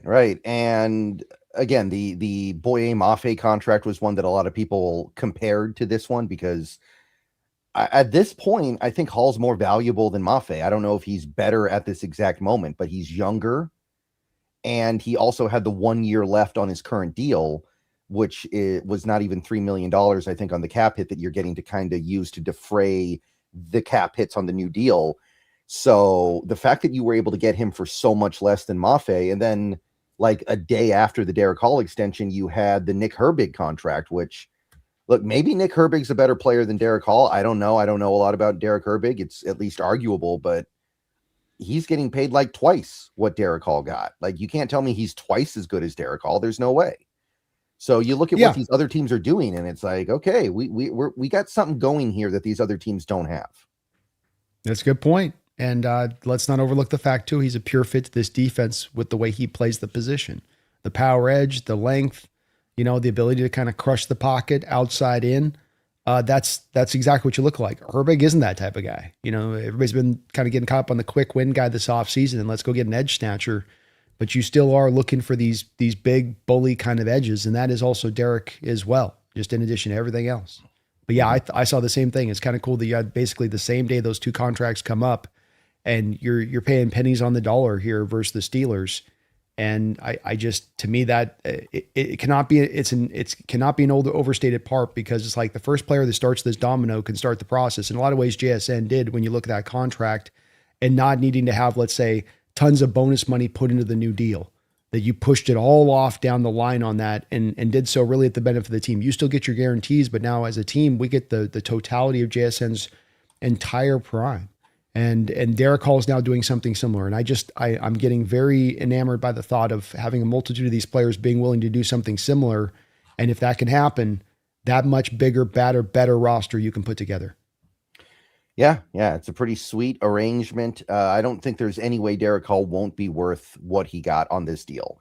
Even if he doesn't sprout into being some top 20 edge rusher, even if he ends up just being kind of a guy who's able to hold his own out there and stay on the field, it's still worth this much money. Edge rushers get paid like crazy right now, Yeah. as we saw with Boye Mafe and Herbig.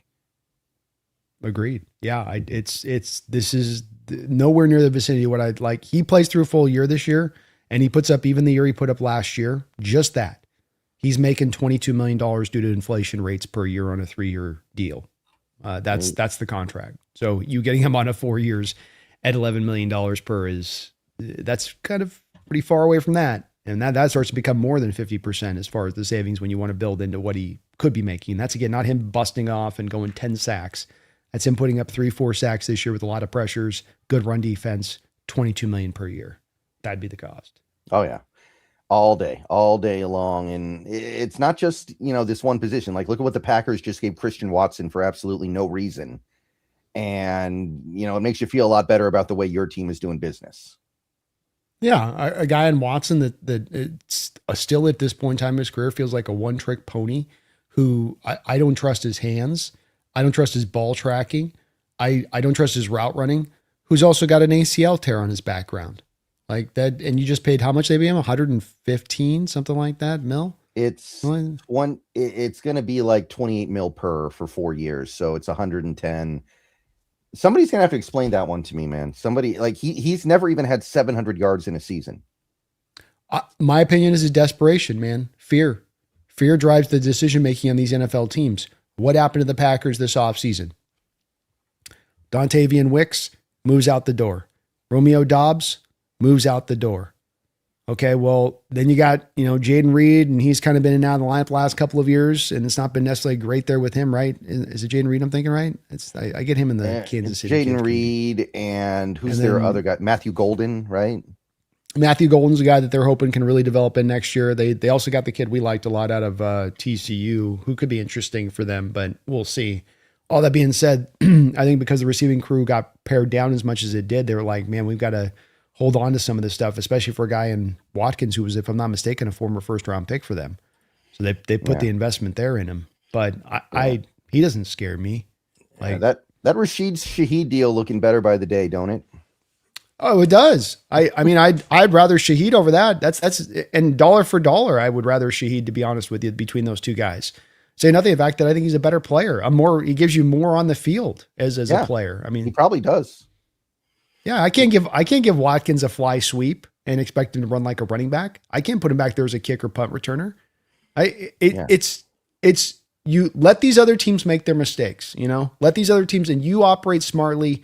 And you keep in these contracts, put them together in the correct fashion and stack them up like John's done. And just why we laud him so much is you look at these moves comparatively and you just shake your head because he seems to be operating in a completely different sport manner. I mean, a third of the cost of Nick Herbig, a backup edge for the Steelers, that he's up until this point. He's been a good backup edge, but that's what this is, And by the way, now what the Steelers will probably do off the back of this is probably move one of their edges.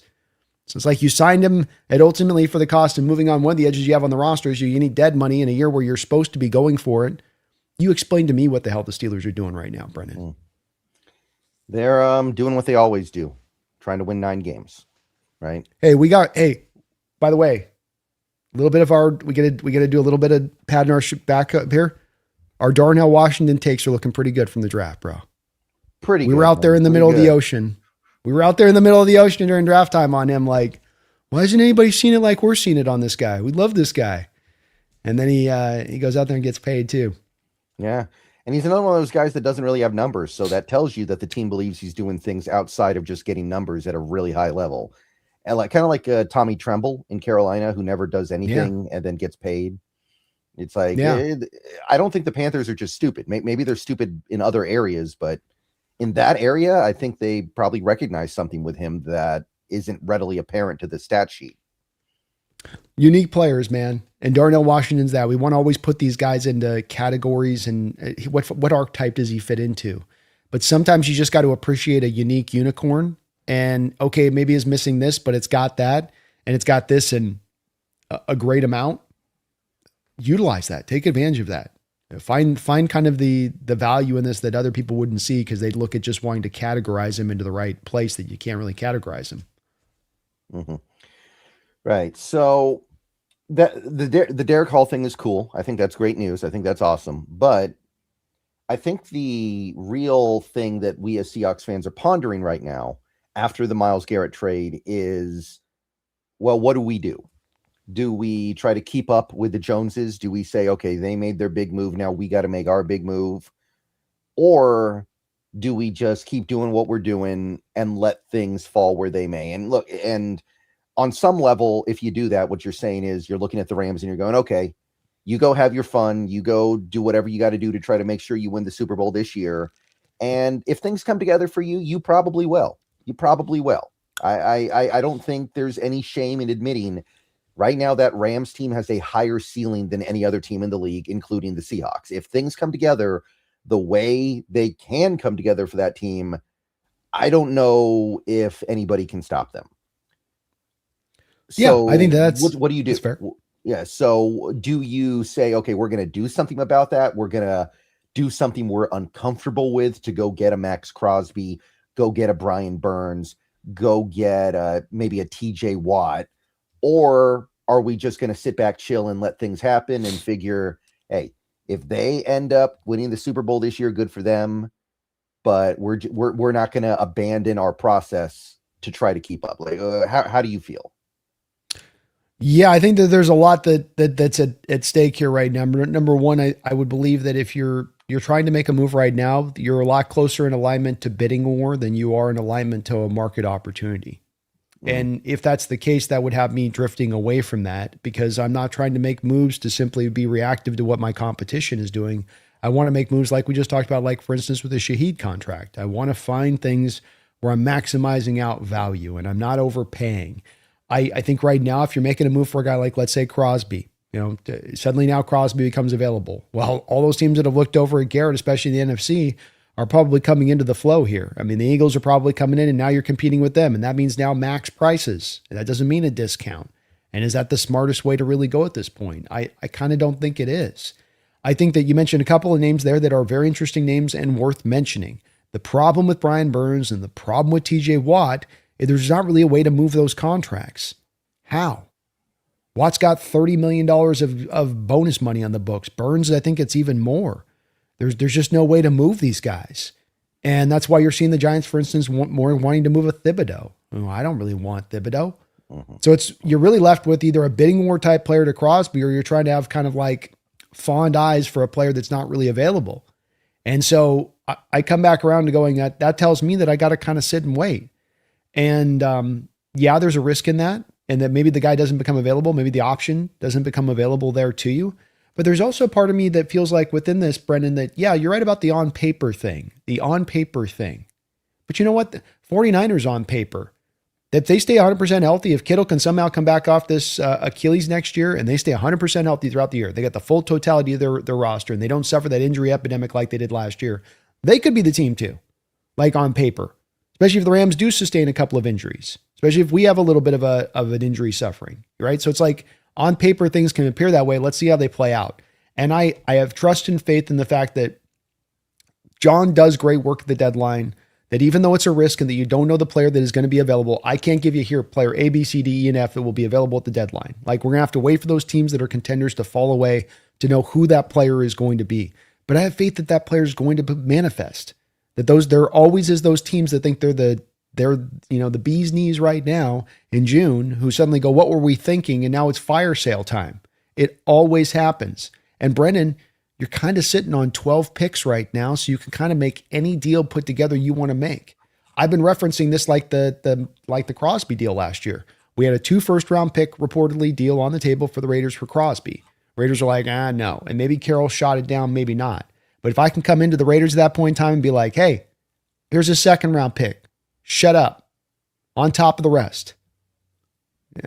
Tell Carroll to shut up. He can't. We're not turning that down. It's too much. You essentially blow them away with too good of an offer at that point. If it was really a necessity to get it done, which is my final point would be, I don't know that it will be.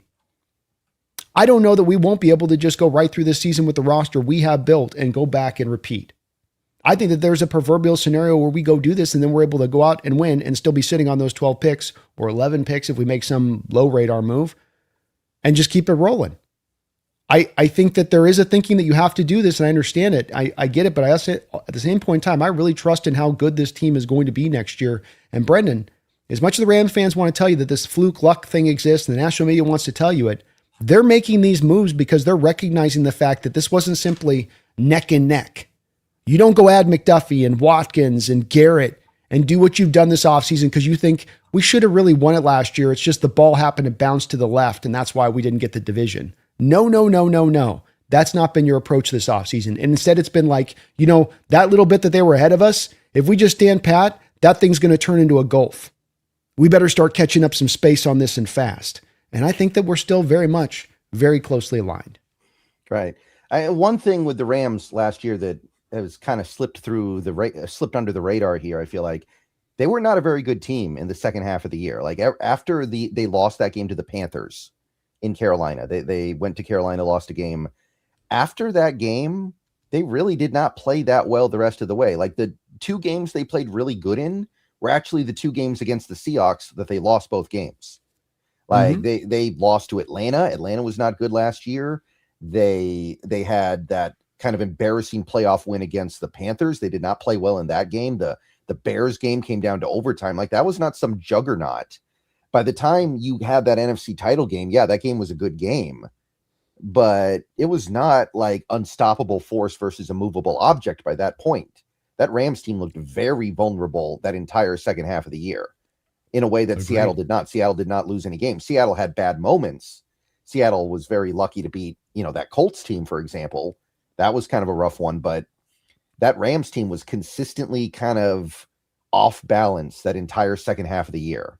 And I don't think they were on our level, even though that game was close. Yeah, I completely agree. I think that that's where things are trended a certain way as the year went along. By the third matchup, we were starting to separate from them.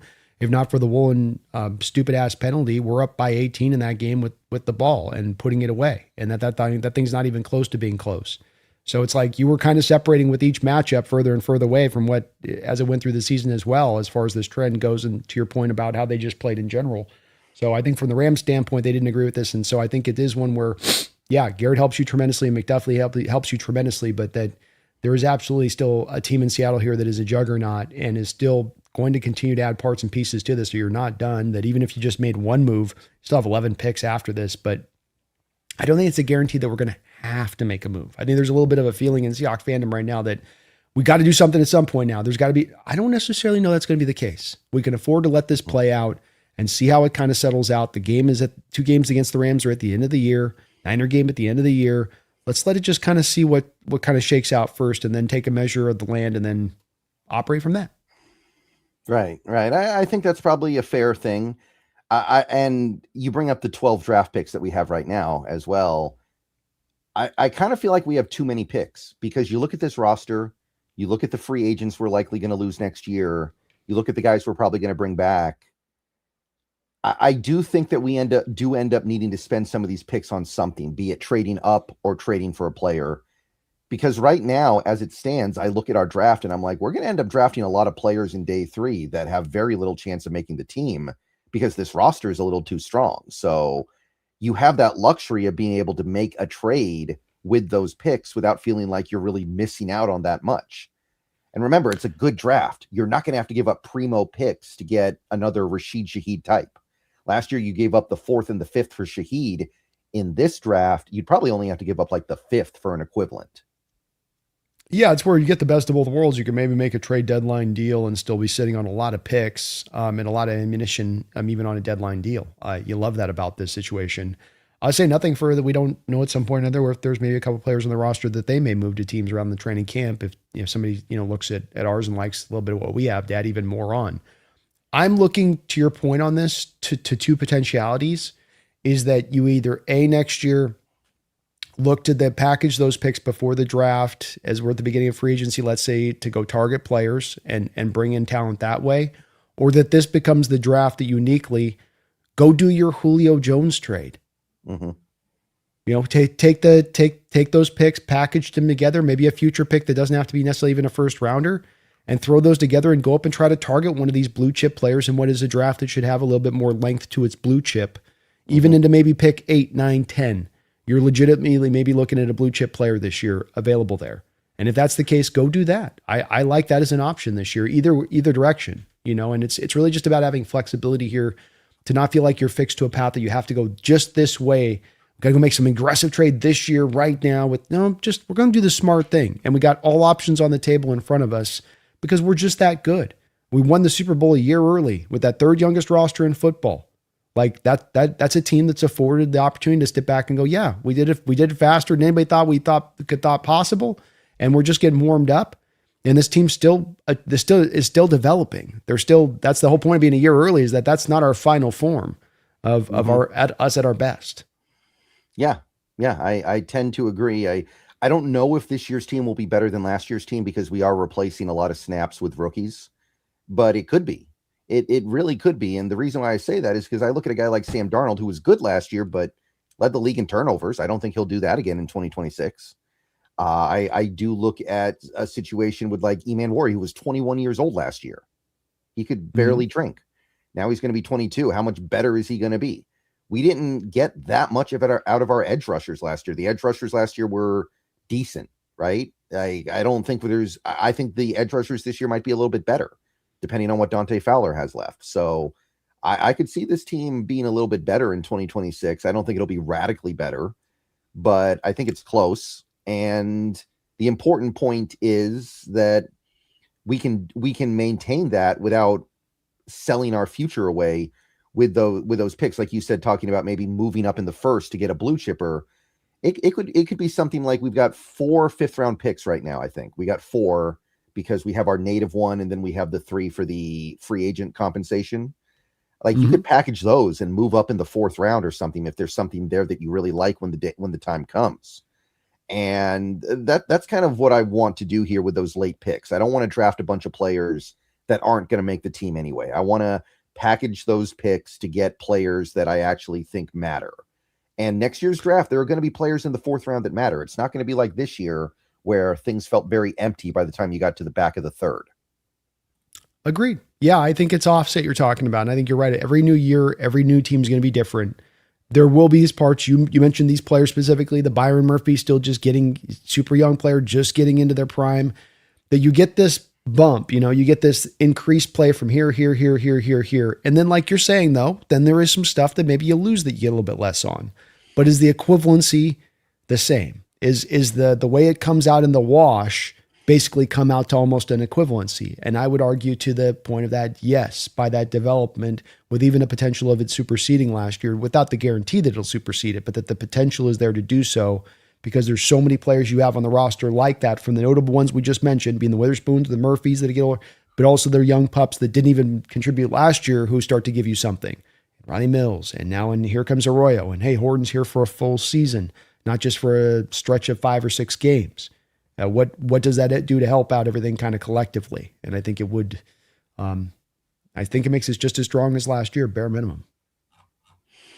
Right. So I'm pretty open-minded here. If they want to go make the big trade, then I'm here for it. I'm not going to be against it. But I also think there's some real merit to the idea of just sitting back, seeing what happens with the Rams.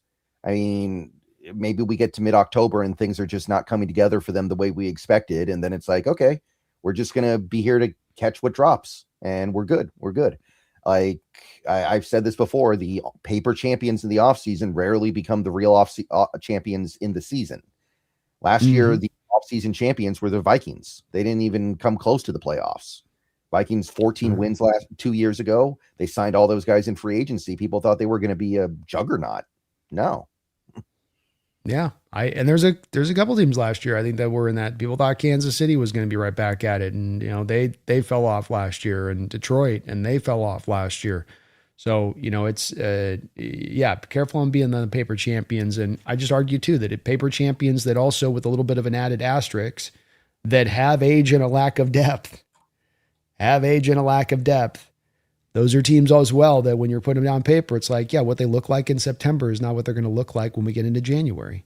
It's just that's the NFL reality in this war of attrition of this sport.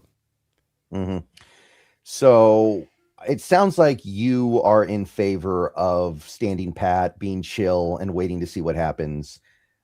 I'm fine with that, but I'm equally as fine with going the other way. I don't feel super committed one way or the other. If we get to September and we don't have Max Crosby, I'm not going to throw a fit. But I'm also going to be pretty happy if we do have him, because I do think that would be kind of the missing piece to make this team truly complete. Okay, draw this out. Let's draw this out then. To your point, I want to kind of run down the road of your logic on this, of what you're willing to kind of do. So to get the deal done right now, we come to learn that let's talk about inevitabilities and realities. John operates from a standpoint of knowing right now suddenly that he can trade for Max Crosby. To do so, he's got to trade for Max Crosby. And now he's got an Eagles team that's like, dude, we got to do this. Like, we're out and we've got void years into 2028, and that's not going to work. So we're going to throw everything. We got to throw at this. We got this extra first round pick, blah, blah, blah, blah, blah, blah. Short story long, 2 first round picks and a second round pick is now what it takes. Also with the caveat of understanding, you might be able to make a trade at the deadline. You're not going to be able to make a trade for a Max Crosby-like player. The drop to the next guy you're going to be able to add on, useful edge, useful player at a different position, not quite that impactful. Does that draw you then as far as choosing a lane on this one to make that move at that point, if that's what it's going to take? I don't think I'm giving up that much, because this upcoming draft is a little too good. If the Eagles want to get involved and they want to push it like that, then I'm just going to let them push.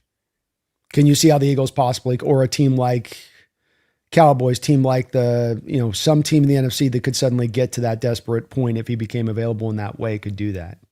Yeah, I could see it. I will say the Eagles already got Grenard, though. I don't know if they would really want to go get another one, because they do have other guys, right? They got Nolan Smith. They got to pay Jalen Carter. They've got Nolan hasn't developed for him, and he had a down year along with injuries. And then they lost 2 guys this offseason in Jalen Phillips. I mean, all Grenard does is just fill in for the Jalen Phillips loss.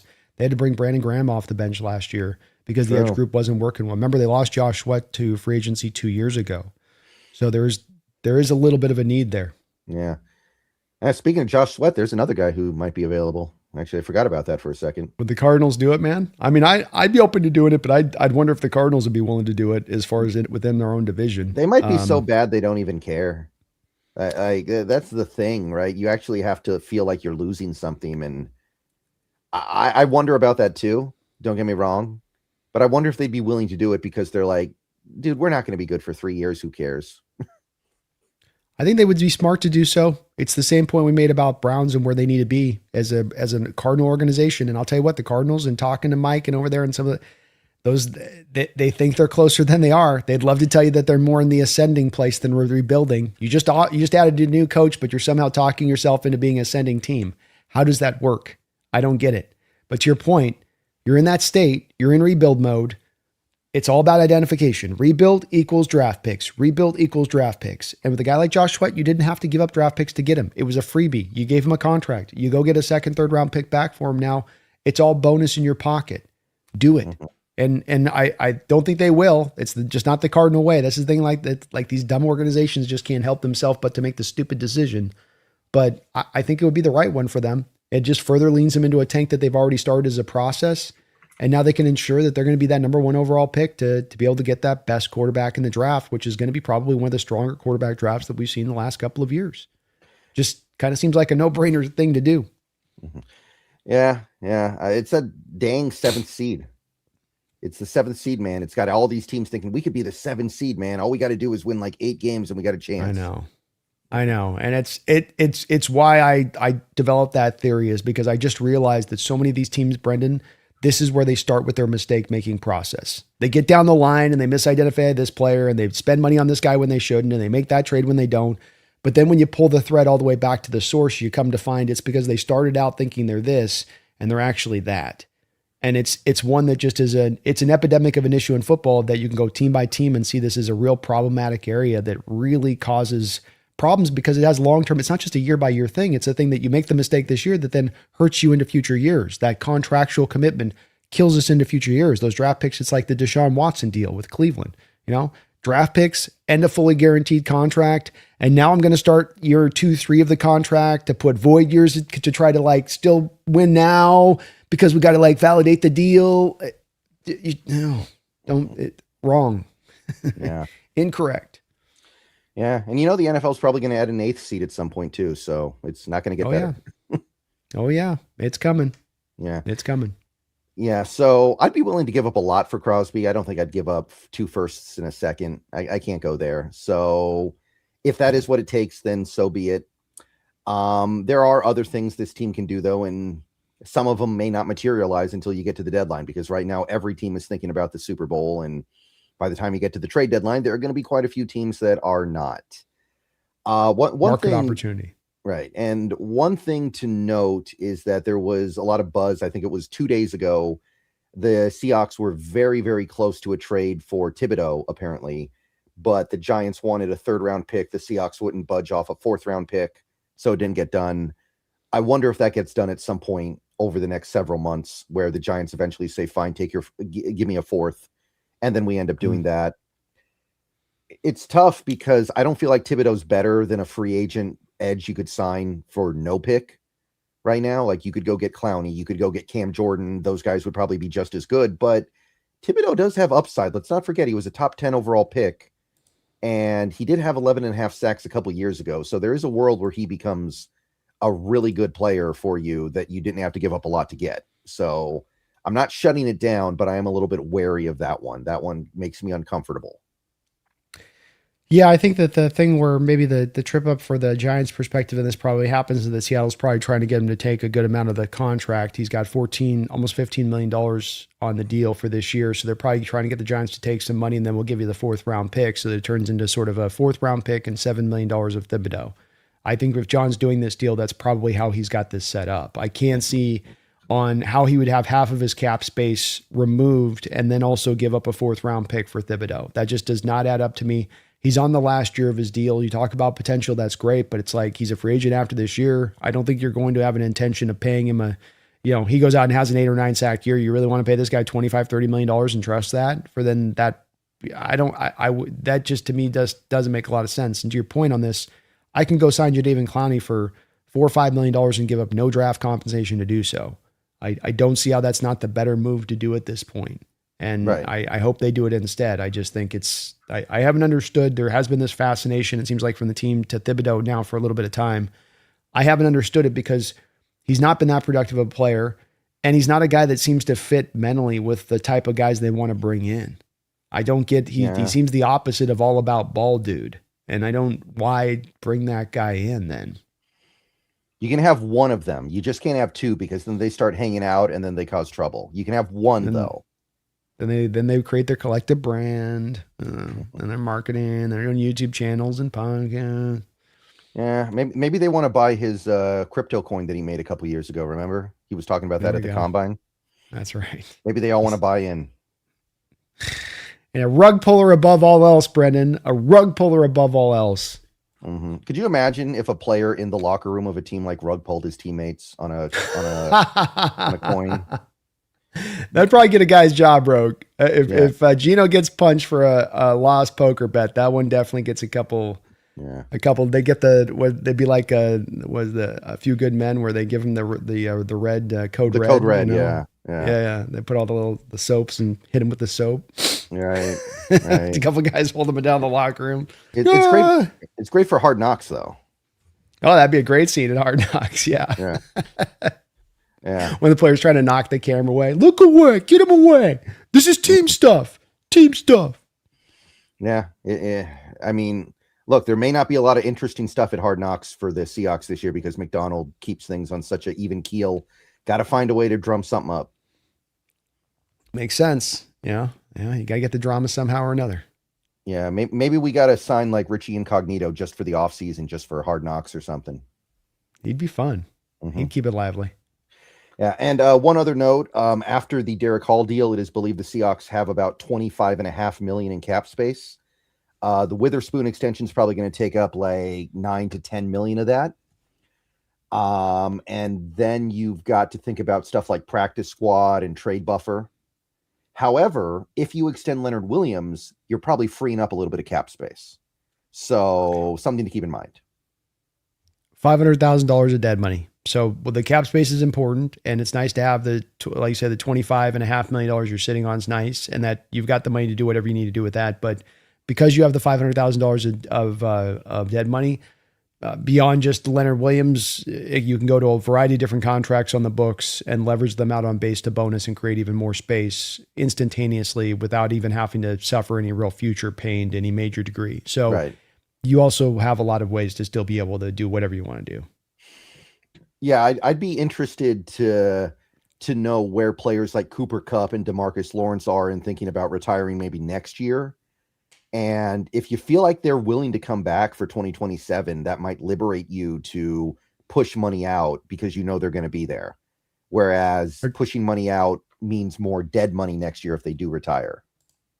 100% agree. That's where, and obviously there's always the point you can put under this where it's a couple. I mean, just even simply just taking, take Ernest Jones's $8 million and take $6 million of it and take it and avoid your money into 2028. That's not going to destroy you doing that. You've got the book set up pretty well. I mean, you can even do stuff like that to me where it's like easy peasy, and then you're good to go. So they have the least amount of dead money in the entire National Football League by a mighty sum. I mean, there's teams with $111 million, $80 million, $70, and you're $500,000 of dead money. So it can't be cleaner the books right now for them to be able to maximize it however they want to do so. It's just all about intentionality and how much they want to get aggressive in doing so. Mm-hmm. Right. Let's see here. We got a few more super chats. Dogzilla, thank you for the $2. If money is no consideration, who is a great get? I mean, the whole if money's no consideration thing, that's kind of tricky. I would say Brian Burns, like that would be my guy, but he's got that contract that makes things really difficult. Like to me, that's the dude that could low key be an all pro for you. Yeah, I think Brian Burns is probably as good a one as any name that I could mention on this. I think that's good. Obviously, the Crosby one is one too. That there's a bit of the factor there. If we're just say draft compensating it isn't any deal. Hard part of this does come down to, again, Dogzilla, who's available and which teams have a guy that you like for a position that you could utilize. There's teams out there like a team like the Dolphins that might be willing to, we're sell mode, we're tank mode. Don't got anybody that I really want on your team. And there's kind of a lot of that where you kind of go through and you say, there's not a lot else there. I mean, Browns don't have anybody else that I'd want off that team. Raiders, who would I look to? And maybe JPJ, Crosby. I don't think they're going to move JPJ at this point. Yeah, probably not. I don't know. I've had a hard time myself. I don't know about you, Brendan, but I've had a hard time shaking the trees here when I do my research on looking at these teams and contracts and where things are at. I usually feel like I've got more of an outline of an understanding of guys that whether they're available now, I can look at them becoming targetedly available into the near future because of where the team's at, where the contract's at.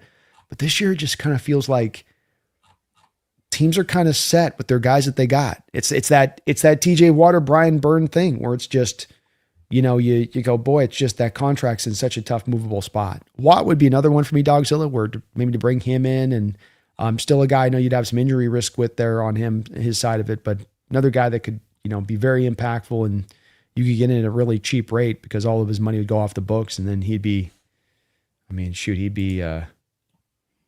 cost a thing, Brendan. Yeah, well, he's 32, right? He's 32 years old or something. Yeah, that's right. I think on the age. It's probably like a third round pick because of the age and the injury risk. Yeah. Well, you're giving a second at least. The late second is probably what's going to cost because they got to eat the bonus money, Brendan. So they got 30, but that's the problem is that they don't have the ability to eat the bonus money. So right. I just don't know how they got $5 million in cap space. They got $30 million in bonus. Now they do save the base this year from him. Okay. So, but then that still takes it to 16 million for 5, right? So they've got 16 they got to eat, but then they only got $5 million in cap space. They need so then to, how does that? Yeah, I don't know what they do. Is there anything they can move around? Am I looking at this right? I said $32 million base. They got 30 million. Maybe I'm off on this. Now I'm thinking about this.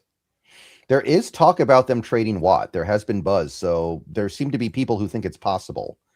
Now that I look at this contract, I might be wrong on this, Brendan. I didn't realize he's got a $32 million base. So, okay, new conversation on this one that I'm just realizing. I think I can talk you into giving a first round pickup for TJ Watt from just a second ago. You saying third rounder. First round. Wow. Let me give you a chance to sell it. Let me give you a chance to sell it. Okay. I get it. I can completely understand the reason. $32 million base, $30 million bonus. So Steelers have got to eat a gigantic sum of bonus money to pair him off. But you now get him in on just that base salary. He's been paid, and you can stretch that money out now when you bring him in. So I bring him in. Let's say I can get his cap down to like $15 million over the next couple of years because he's been paid. And you're telling TJ, we're bringing you in for a chance to win at the end of your career. If I get him on the next 3 years at $15 million per year, would you be willing to do the first round pick at that point?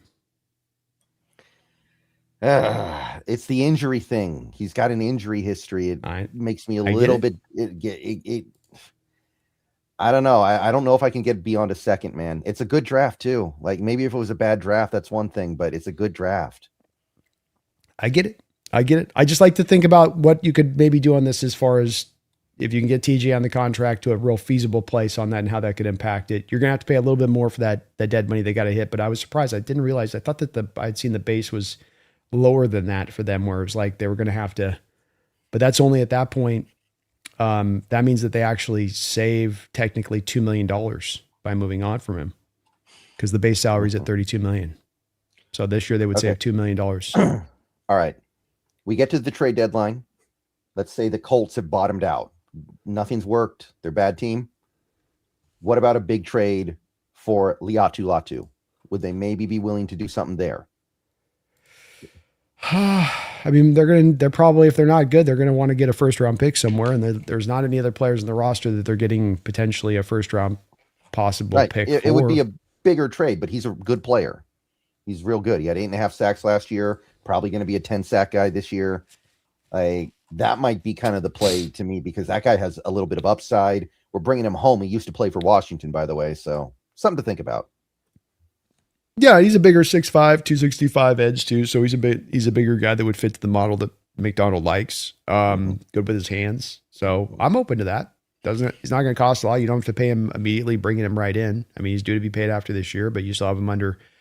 Obviously, he'll have a 5th year option and 2 years of club control as well. And I think it's a valid point to raise because, again, the Colts were down the 2 first round picks with Ahmad Sauce Gardner.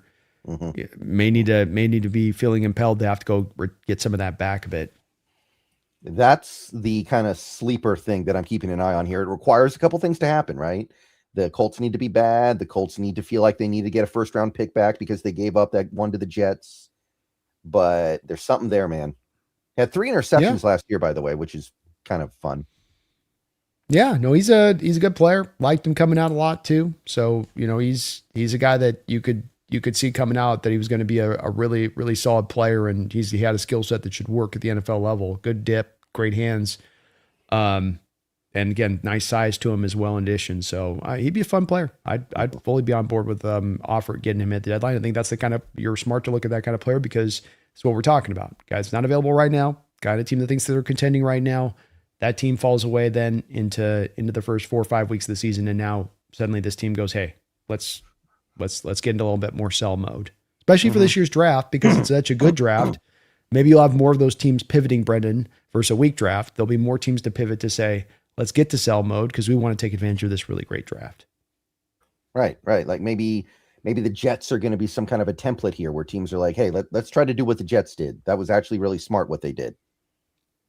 Yeah, I think so. I think that my theory on this has also been working a little bit, that we're moving into an era right now in the NFL where it's not as stark the parity, that it's not as much of that every team is all closely aligned to each other. That I think last year there was more of a differentiation, part of the reason that you won 14 games for the first time in franchise history. And I think that that's still going to exist this year. I think that the rich kind of get richer, the poor kind of get poorer, but then that maybe leads more teams into realizing they're further away than closer. And that misidentification, that doesn't happen as much. Having more teams operating in, get me the picks. Let me not get enamored with this player or fall in love with this guy. Let me realize where I'm at as a team, and I just need to get picks, which to your point, opens more of the door up now to get the more trades facilitated. Coda Dad, thank you for the 14 Canadian. Loved listening to you two, and great giving, better than you got Brandon on the round table. We get passionate over there, and I love the debates with Jake. He has a way of it at times with some of his takes of triggering me. He will. I ain't gonna lie, and then I've got to push down with two hands. But I love the discussion over there. I think it's a great debate about valuation, and as I said earlier on this, I think Coda Dad, this Byron Murphy situation is very much indicative of the Seattle Seahawks situation as a whole nationally. And that I think that pundits, I think that other teams' fans don't kind of understand why we were so good last year. They don't understand what makes us go. They kind of think of it as almost in a nature of randomness or flukiness or luck. I know Brendan's probably heard plenty of that in his comments from Ram fans that pop into his channel. It's over and over been said again, but it's not the truth of it. And within that, they're just getting lost as to why we're so good. And I think it gives us that much better chance to sustain because they're not unpacking it. They're not really trying to dissect what makes us so good. And it works in our favor. Yeah. And, that's just the fans, right? That's not the teams. But even with the teams, it's like, I think it was Verse actually was doing that interview after the season was over where he basically said something like, we thought we were just going to show up to Seattle and win in the NFC Championship game, and we were shocked that Darnold was playing so good. It's a very weird thing to say. I'm sure the coaches didn't appreciate that, by the way. No, but I think that the coaches kind of led with some of this. I think McVay's attitude was kind of this way, that there was a little bit of an arrogance involved in this whole situation. And I think that like the making the excuses thing and McVay trying to push that 2-point change rule deep into this offseason and not letting it go is kind of indicative. Like that's going to flow downward and you start making excuses and you stop like trying to actually solve why you lose. And instead of it being like, this team did this and this and this, which allowed them to win, instead you're starting to look and go like, oh, all these fluky things happened. The wind blew to the left instead of the right this week. And that's not going to happen next year. So it's just, you're not really paying attention to what we did then, are you? You're kind of like, I've thought that, and I know I've told you this before, and I've said this on my channel recently a bunch, which is just that like the Charbonnet 2-point conversion play is really such a great snapshot because you have fans and coaches even bitching and moaning about a play where the call was right. Like you're trying to get the rule changed for a call that was correct. And it took too long. It came from New York. The call was right. Okay, beyond that, Charbonnet goes over there and picks the ball up, right? This is a coaching point of emphasis by Mike McDonald that Charbonnet references right after the game in an interview. Coach teaches us to pick up loose balls in the practice field. It's a point of emphasis for the coach. It's not a point of emphasis for Sean McVay. Does he mention that? Do any of his players mention that? Does he say, I got to start teaching my players about picking up loose balls? No, instead you're glomming onto excuses. So you're going to, what happens when there's a loose ball next year? Has he taught and trained them any further than, no, he hasn't, because you're busy making excuses. So you didn't correct the thing that allowed us that advantage in that play for it to be successful for us. Just one little play, but so much is a microcosm of that play to me to the greater picture at whole here. Yeah, it was just, I'm paraphrasing a little bit, but I think what Verse basically said was, we thought Darnold was going to hand us the game and we were shocked when he played good. That's such a weird thing to say. I don't know where that comes from. It's arrogance. That's where I think it comes from. I think it's just that they're a little bit front runner out there and they're told their stuff don't stink. And the national media, kisses their butt left and right and tells them they're the greatest thing ever. And so it just starts to kind of like how they feel about everything. It's like, well, cool. You guys feel that way. That's not the pathway to a champion. It's just, we just show up and we just show up and then they're just going to fall apart. That's the way that works. No, you got to take it. You want championship, you better go take it. It's not going to be given to you. And now Verse is in Cleveland, so there aren't going to be any championships in his future. So no, sir. No, sir. Holy Hand Grenade, thank you for the $2. Make a move for Kayvon at the deadline. See, if you did it at the deadline, there would be less money, right? Because the Giants will have already paid some of his deal for 2026. And maybe it would be like nothing. Maybe it'd be like a 6th round pick because the Giants are just in fire sale mode and they're like, we'll take anything. Then it becomes pretty interesting, I think, because then he's like super motivated to go earn that next contract. He's like, I got 2 months on a good team. I want to get paid. Maybe that would make more sense than doing it now. Yeah, you're down to then half the contract, $7.5 million, exactly where I want to get to if I'm going to make the move for him. Where it's like, I can't do 14, I'll do 7.5. But I think that that's very valid in the way that it could play out that way. Part of why you wait for the deadline too is that you're less competition, less teams that are willing to offer this or that. You can get what you can get. That's pretty much it at that point. Right. And hey, we they got Harbaugh now. We got the Harbaugh Mike McDonald connection. We got those roots running through the rest of the league now. Maybe Harbaugh will be like, hey, I got to help my brother out. Well, and I do think that Kayvon's kind of the antithesis of a Harbaugh-like player, right? Doesn't exactly fit from the prototype of what he's going to tend to want to see in a defensive edge. Yeah, that's probably true. That's probably the case as well. A lot of things on that Giants team that I don't think Harbaugh's too thrilled with that he's going to be looking to purge ASAP.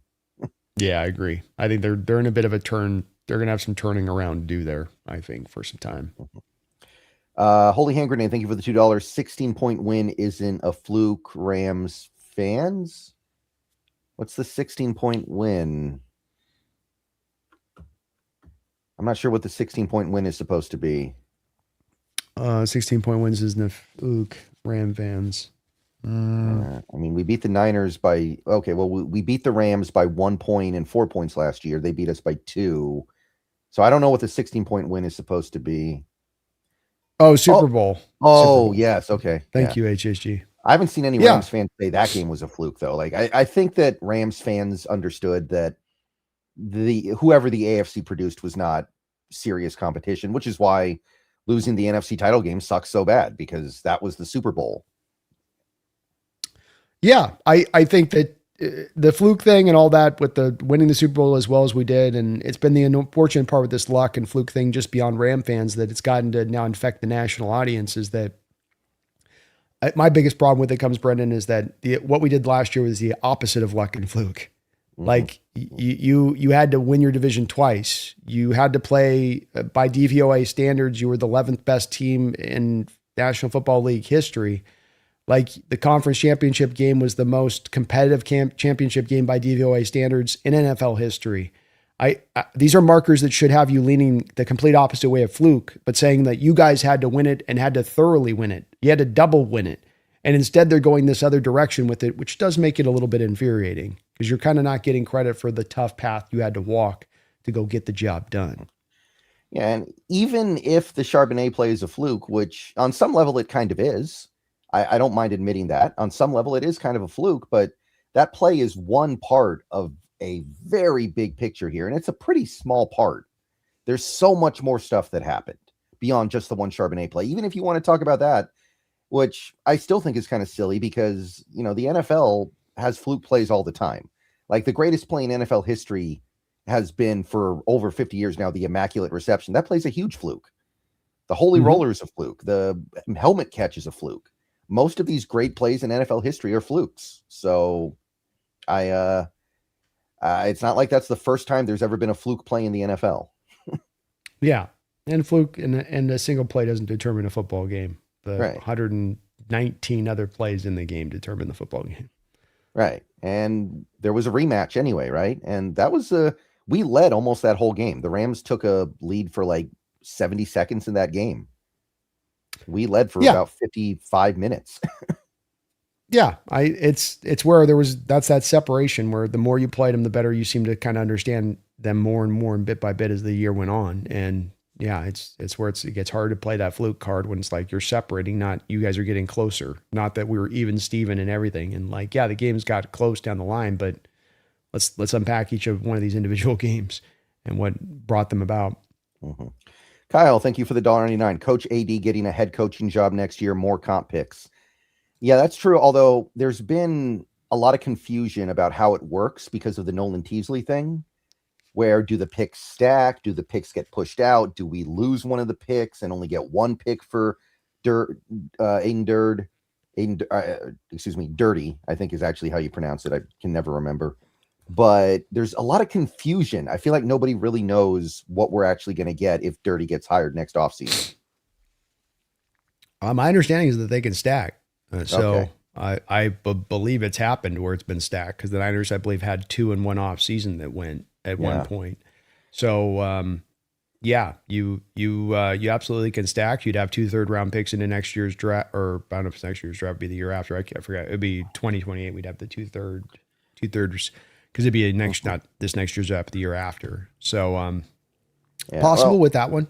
Yeah, yeah. And I do think that if we have a good defense this year, which we will, almost certainly, Aiden Dirty will get a head coaching job unless there are just like no openings. Maybe there will be like 2 openings or something. Maybe he doesn't get in then, but otherwise, it's his turn.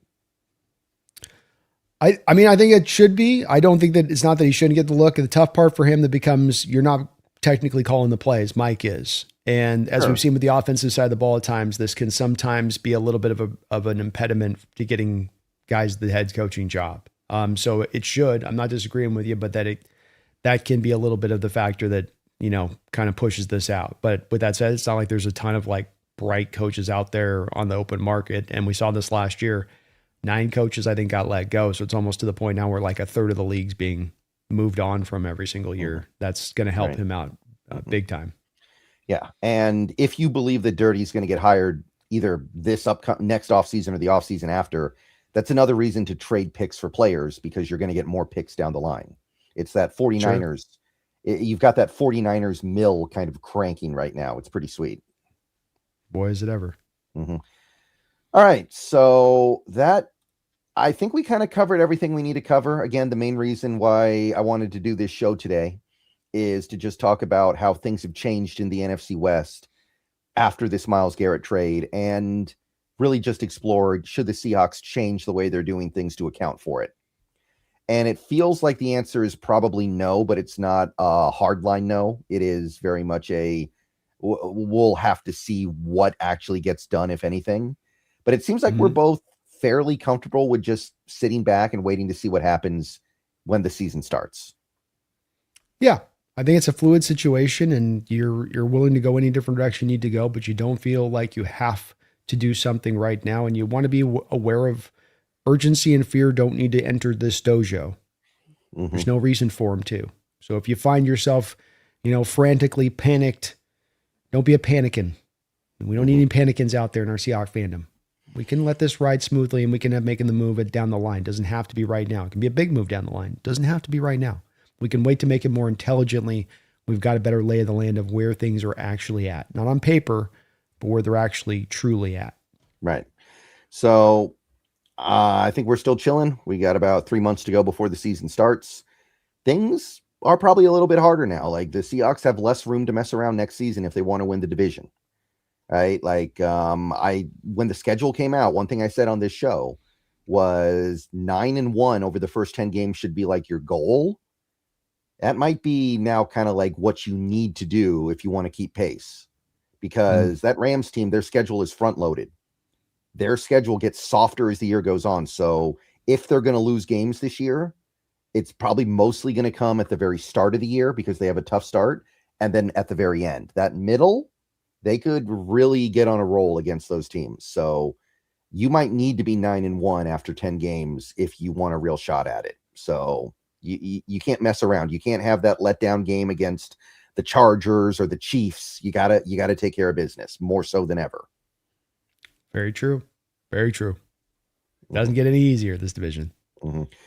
And, it's one of those days where you're really, really happy your team finished the job last year, because this does show how fleeting the window can be, because there's a possibility the Seahawks do everything right this year and have a great season and everything comes together and they still don't get to the end because the Rams are there and the Rams are just that good. So very grateful that they took care of business last year, and hopefully they can do it again this year. But anything else you want to throw out there, Brandon? Feel good about where we're at. So I like where this team's sitting. All the draft picks, cap space in great place, team taking discounts on deals. We're sitting pretty, folks. Right. So we'll see what ends up happening to the Rams now, if they have to redo Garrett's deal and take on more money. And if so, who are they going to lose? And one thing to keep in mind, if they end up not being able to keep one or more of their young players because of this cap stuff, they may end up kind of having to give that player away like they did with Ernest Jones, because everybody knows they can't afford to keep the player. Like, remember how little they got for Ernest Jones when they traded him to Tennessee, because everybody knew they were not going to extend him, so they didn't have to offer that much. So maybe that happens again with a Kobe Turner. Well, especially if they've got to trade him here before the season, if these deals get pushed one way or the other. So you're not getting max compensation at this time of year. That's kind of the point of making these trades at this point, is that you're taking usually less if you're moving the guy. Real quick here, Dogzilla, thank you for the $2. What position should we try to upgrade? I think it's mainly just edge rusher. That's an important position, and we're not that strong at it at the moment. Yeah, it's kind of the only one that there really is there to upgrade, as well as really the only one that there's a feasible possibility of there being a worthy player worth trading up there. We're not going to find offensive linemen to move for. You're really not likely to find a good upgraded cornerback out there that you can go and find and make a pull for. So it just kind of becomes this becomes the position you can target, really. Even have room open for. Like, you don't have an opening for a defensive tackle right now, really. So you got to just kind of the first world problems there, Dogzilla. Yeah, trade Jadarian Price and a first-round pick for Bijan. Yeah, exactly. It's kind of like that. It's like there's just not a lot of not a lot of moves to be like. It's the benefit of having such a strong roster is there's only so many different directions to upgrade it. All right, so this may be our last show for a couple months, but again, if things blow up, we may be here to pick up the pieces a couple weeks from now. But Brandon, thank you for doing this with me today very much. Thank you. Appreciate you, man. One more quick shout out to Prize Picks. Go download the app. Go get on there. Go have some fun. They are sponsoring both of us this year. And remember, promo code HMA. HMA. All right. So the offseason rolls on. The rest of June's probably going to be more quiet, but we're still defending champions, people. We are still coming off a Super Bowl title. And the Rams just did a lot of stuff trying to get to where we were. All these things the Rams are doing, in part, it's because they realized, as good as they were last year, they were in second place in the division, that there was another team, not just in the league, not just in their conference, but in their division that was better than them. And this is what they need to do to keep up. So, cherish that, appreciate that. And don't forget, go Hawks. Go Hawks.